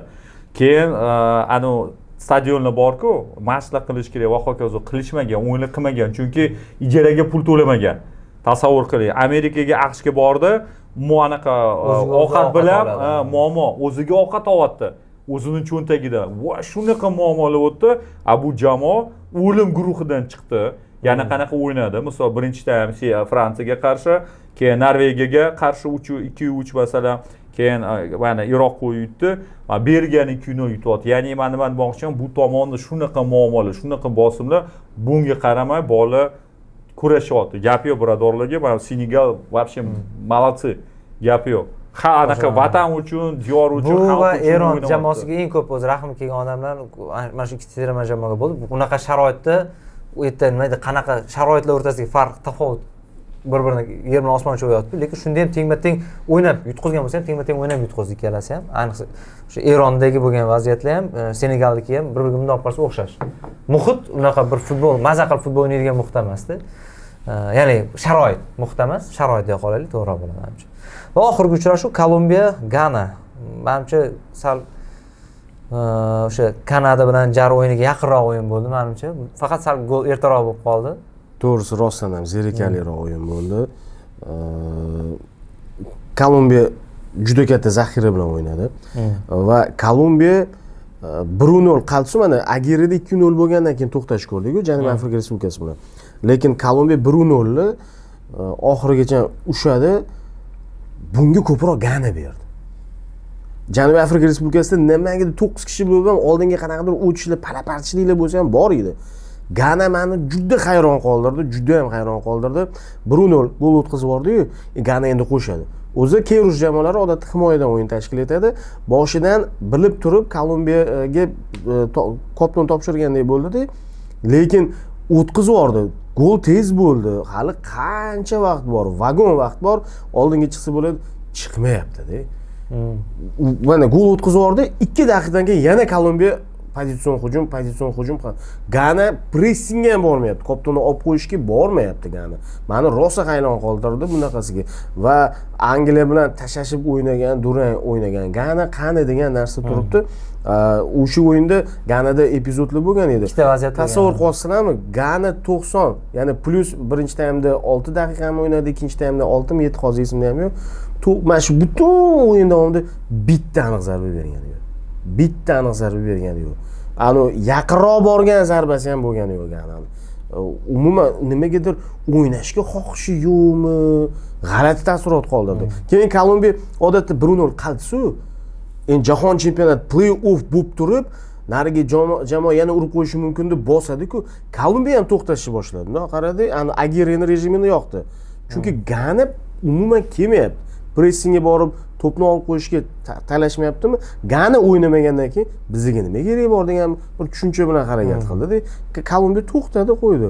Ora-ora, lekin shu holatda ham Kolumbiyani ikkinchisini gol urdi. Jasurni ofsayd deb hisoblanadi. Jasur undan tashqari o'sha hisoblamagan goldan keyin 2 daqiqadan keyin yana zo'r vaziyat bo'ldi, uni darvozabon qutqardi. Bir 3 ta 100% vaziyatda oldi darvozabon. Ganada. Lekin Ganada hech narsa yo'q edi. Men hatto o'yinda aytdim, statistikani ko'rib chiqish kerak. Play-offga chiqqan jamoa jahon chempionatida yutqizayotgan umuman bironta aniq zarbasi o'yinni tugatgani bormikin? Ganada yo'q edi. Fikr bor Dilshod, savolingizga nima uchun shunaqa, nima uchun Gana Angliyaga qarshi boshqacha o'ynadi, Kolumbiyaga shunaqa o'ynayapti? Men masalan qancha o'yinlarni ko'rgan bo'lsam, bu yerda favoritlar bor, top jamoalar bor, ajoyib futbolchilar bor, lekin juda ham katta taassurotdaman. Kolumbiyadagi futbolni men bu turnirda balkim ikkita yana jamoa shunaqa o'ynagan. Dahshat. ajoyib, dahshat o'yin. Total nazorat. Shunaqa shakllangan, shunaqa o'yin shakllangan. Balans zo'r, dahshat. Balans bor, hujum bor, yarim himoya bor, himoyachilar bor. Keyin masalan Lorenzo, Nestor Lorenzo o'zi assistent bo'lib ishlagan-ku Pikerman tarkibida. Ya'ni assistentlar ular raqibini astoydil o'rganib chiqadi. Murabbiyni u ham o'rganadi, lekin murabbiyning qo'li ostida tam 5 ta, 6 ta, 7 ta assistentlari borda, ma'lumotlarni yig'ib qaror qabul qiladi. Bu esa o'zi bu yildan ham ana backgroundi kuchli. Raqiblarni astoydil o'rganib chiqqan, masalan, Kongaga qarshi biz mana DR hozir aytamiz-ku, Angliyaga qarshi Konga o'zi 0-5 yutqazish kerak edi Kolumbiyaga. Yorvordi, o'ynatvordi. Keyin masalan Portugaliyadan nisbatan ustun edi Kolumbiya. Demoqchiman va shu joyda endi men o'zi bu mavzuni anaqa uchun boshlamadim, lekin o'sha boshladim. Shu joyda nima demoqchiman, mana bizning mardlarimiz Kolumbiyaga qarshi qanaqa o'ynab berishdi-da. Qiziq fakt aytaymi? Shu o'yinga tayyorgarlik jarayonida XG'si bor-ku, Portugaliyaniki 0.92 bo'lgan ekan. O'zbekistonniki 1dan sal yuqoriroq chiqqan ekan. Ya'ni Portugaliyani umuman boshqacha o'ynagan, Kolumbiya yaxshiroq o'ynagan. Bizga qarshi aksincha sal qiynalgan. O'zbekiston Kolumbiyaga, Portugaliya Kolumbiyaga qarshi. Shunaqa. Shu uchun Kolumbiya bu biz Diaz gapiramiz-ku, nafaqat Diaz. Men uchun Otabek yashirin favorit bo'ladi-ku. Men shunga qaryapman. To'g'ri, hozir Norvegiya Braziliyaga tushib qoldi, lekin chempionat boshida Norvegiyani tanlayotgandim, lekin Kolumbiyaning o'yinini ko'rib, Kolumbiya haqliroq ekan, yashirin favorit deyishga degan fikrga keldim. Ayrim sobiq futbolchilar, o'sha rossiyalik hamkasblarimiz Arshavin o'zi ham Kolumbiyani 3-o'rinchi o'ynaydi dedi. Argentinadan ham, Braziliyadan ham o'tadi deyapti. Faqat finalgacha bora olmaydi degan fikrlar. Kolumbiya aytmoqman, har tomonlama o'yin, futbolchilar kerak bo'lsa agressiv futbol, kerak bo'lsa himoyada turib beradi, timing, balans, murabbiy, balkim darvozabon anaqa emas, endi Vargas eng zo'rlardan emas, lekin baribir Kolumbiya gap yo'q lekin. Dahshat, nazarimda endi shunaqa sizda savoli bormi yo'qmi, kim keyingi bosqichga chiqadi? Masalan, Shveysariya, Kolumbiya eng o'sha anaqa nepredskazуемый juftliklardan biri. Chunki Shveysariyada ham o'yin shakllangan, Kolumbiya qanaqa o'ynayapti? Yaxshi o'yin bo'ladi. Maksimal manimcha hozir hamma o'yinlarga to'xtalib o'tdik. Endi o'sha eski demak 3 talik savol beraman. Bu demak bosqichda 16 dan 1 final bosqichidagi eng esda qolarli o'yin sizlar uchun qaysi o'yin bo'ldi? Eng zo'ri mayli deylik. Eng zo'ri sizlar uchun qaysi bo'ldi? Argentina, Cabo Verde bor, bu yoqda keyin Portugaliya, Xorvatiya yaxshi o'yin bo'ldi. Manda mamlakat fikr bor, viviska bo'yicha eng zo'ri bu Portugaliya, Xorvatiya. Keyin dramatik masalasini ko'rsatsak, mavzuni o'sha ko'tarsak, bu Portugaliya bilan Xorvatiya, keyin masalan Modric va Ronaldo, xullas kalom parallellar juda ham ko'p. Ammo menga eng yoqqan o'yinlardan biri bu Braziliya, Yaponiya. Ikkita har xil uslub, ikkita har xil mintaqa va achinarli holat. Men aytdim, Braziliya uzoqqa boradi, Yaponiya uzoqqa boradi. Ikkalasi yaramaslar 1-16 da bir-biriga tushib qoldi-da. Bu yerga chiqmaysanmi Yaponiya? O'sha birinchi o'rinda, qattiq uchrashardi-da. Juda ham o'yin ham qanaqa, juda sifatli o'yin, mutaxassislar ham aytib qo'yishdi. Yaponiya tomonidan sifatli o'yin, Braziliya tomonidan sifatli o'yin. Shu uchun anaqa muxlis sifatida, ya'ni o'sha futbol kuzatuvchi sifatida Angliya, Konga ham yaxshi, Cabo Verde ham, Argentina yaxshi, lekin bir-biriga o'sha yaqin bo'lgan jamoalar o'yin jihatidan men Braziliya, Yaponiyani tanlagan bo'lardim. Menda Braziliya, Yaponiya o'zim sharhladim, haqiqatda 100% qo'shilaman, lekin bunga qo'shimcha variant sifatida Côte d'Ivoire bilan Norvegiyani ham aytgan bo'lardim. O'yinni borasida, lekin esda qolish Senegal 2 gol hisobini chiqarib yuborishi qo'lidan, Argentina sal qoldi, Cabo Verde bilan asabiylashib chiqarib yuborishiga. Esda qoldi. Rostdan ham Belgiya esdan chiqdi, Belgiya Senegalda ham dramatik tarzda o'tdi, juda ham o'sha esda qolarli. Endi Braziliya, Yaponiyani tanlashimizda ko'proq o'tdi, murabbiylarning kurashi ham bor edi. Hamma narsa masala boyroq ko'rinadi. Bu masalan hozir Senegal bilan Belgiya bu bayvikda. Bu otishma bayvik, kinolar janri bo'ladi-ku. masalan Portugaliya va Xorvatiya bu vyviskada o'shani Oskarga mukofoti. Bu juda sifatli bo'ladi-ku, rejissyorlar o'tiradida eng zo'r masalan ssenariy kimda aktyorlik shu mayda kinolar chiqadi-ku, masalan hech kim ularga e'tibor qaratmaydi, lekin rejissyorlarga savol bersangiz, futbol anaqa kino tarixida eng zo'r qaysi kino desa, masalan birinchi yuztalikka kirmagan kinoni aytish mumkin. Tushunasiz, shu joyda Braziliya bilan Yaponiya o'ta boshqa level. Endi menga shu ana masalan eng chiroyli gollarni biz tanlasak, mana variantlarim har doim shu boshqalarga o'xshamaydi-da. Men anu Kanada bilan Shveysariya golini, Kanadaning golini ko'rganmizlar. Masalan, вообще menga yoqdi. Promise. Uzatma Jonstondan adashmasam, bu yerda обработка qilyapti, pas beryapti Saliba. Jamoaviy gol, deb men keyin ko'rsataman sizlarga. Demak, unda Kolumbiya, Gana, Kanada, Janubiy Afrika o'yini melodrama bo'libdi-da endi. Qaysi biri Janubiy Afrika? Men o'yinlarni deyman, siz janr aytayotganingiz. Pul sarflab o'zini oqlamagan kino. Bu pul sarflab, bu Kanada bilan Janubiy Afrika. Byudjetdan pul olib. Xo'p, bu bosqichni sizlar fikringizga ko'ra eng yaxshi futbolchi kim bo'ldi? Bu yoqda dubl qayd etgan o'sha Oyarzabal, Keyn bor, yoki bo'lmasa Mbappe bor. Menga Olise bor, assistlar bergan, Kukurella bor, ikkita yana assist bergan. Ajoyib yorqin futbolchilar ko'p, lekin men ovozimni endi jamoasi termasi sal qoldida xor bo'lish uchun, lekin harakat o'sha jamoasini olib chiqdi keyingi bosqichga shu uchun keskin variant u. Chunki u yerda nafaqat ikkita gol, ya'ni 0-1 yutqizayotgan jamoa, basiga gol urmagan jamoa harakat urib ketyapti-da. Bu tomon to'g'ri, lekin hech kim ishi o'xshamayotganda oxiri qilib ketgan keyin bo'ldi-da. To'g'ri. Lekin ungacha butun o'yinni agar oladigan bo'lsa, keyin ko'rmay qolgan paytlari ham bo'ldi. Gol urilgan paytda u mahoratini ko'rsatdi, qolgan paytda. Endi playoffda shunaqa-da muhim. Playoff eng muhim, samarasi 80 daqiqa davomida yorqin futbol ko'rsata olsan, lekin natija yo'q. Misol, endi Alisa hammaga yoqyapti, lekin Shvetsiya bugungi kunda anaqa jamoa emas. Qo'pol gapirganda biz bir haftacha mashg'ulot qilsak, Shvetsiyaga qarshi chiqamiz. Bu men kinoya qilaman, lekin bugungi Shvetsiyaning holati Fransiyaga bu teng emas. O'ynab, yarab, kulib, Alisa xohlaganini o'tdi qildi. Kongoga qarshi biz ko'rdik, qanaqa o'ynab berdi, pasiv va Jude Bellingham qilmagan ishi harakat oxirida qilib ketyapti-da. Ikkinchi taymda. Bu bosqichda eng chiroyli gol shunda qaysi sizlar uchun? Mana endi ikkita variant bor, ikkalasi ham zo'r. Ya'ni birinchisi bu Lionel Messi, bu murakkab gol. Juda ham murakkab gol. Bitta tegish, bitta harakat, ikkinchisi bilan uryapti, murakkab gol. Ammo hamma o'sha tarozga faktorlarni, omillarni qo'shib, nazarimda eng zo'ri o'sha Cabo Verdeni, Cabralni, ikkita Cabral bor-ku, o'sha 13-nechinchi raqam edi? Ya ismi yo'q. Xullas Cabral ikkinchi golni bu yana kimga urdi? Qaysi jamoaga, qaysi darvozabonga, qaysi paytda, qaysi bosimda odam shokka tushib qoladi. Yana bitta narsa bor-da. Messi masalan, yana mana bunaqa golni 2-3ta ura oladi. Balkim 5 ta. Chunki bu Messi-da, Cabral ura oladimi? Yana shunaqa yo'q-yo'qmi? Gap yo'q. Menga Cabral.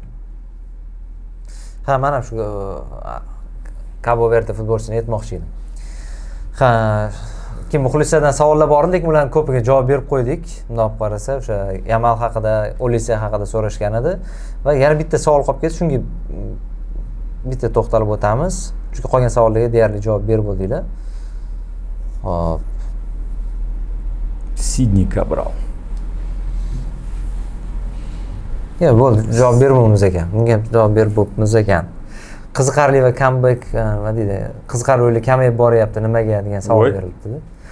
Endi u odam baribir ko'rishiga ham bog'liq. Biz uchun misol uchun ichidan ko'rgan odamga sal boshqacharoq tuyuladi. Yo, bitta narsa bor, bitta savol qanaqa bo'lgan bo'lsa, Amerikada bo'lganligi uchun. Chunki masalan, soat 4 da mundoq qilib ko'rsang, o'sha boshqacha bo'ladi. O'zimda shunaqa. Misol, kechqurun soat 8 da ko'rsang, voy deysan, soat 4 da, voy, yo'q, o'sha boshqa o'yin boshlandi. To'g'ri. Zo'r misol keltirdingiz rostdan. Rahmat deymiz Dilshod aka, Otabek aka. Aynan mana shu pallada xayrlashamiz. Futbol YouTube kanaliga obuna bo'lishni esdan chiqarmang. Bu biz uchun albatta motivatsiya. Izohlarda ham o'z fikrlaringizni yozib qoldiring.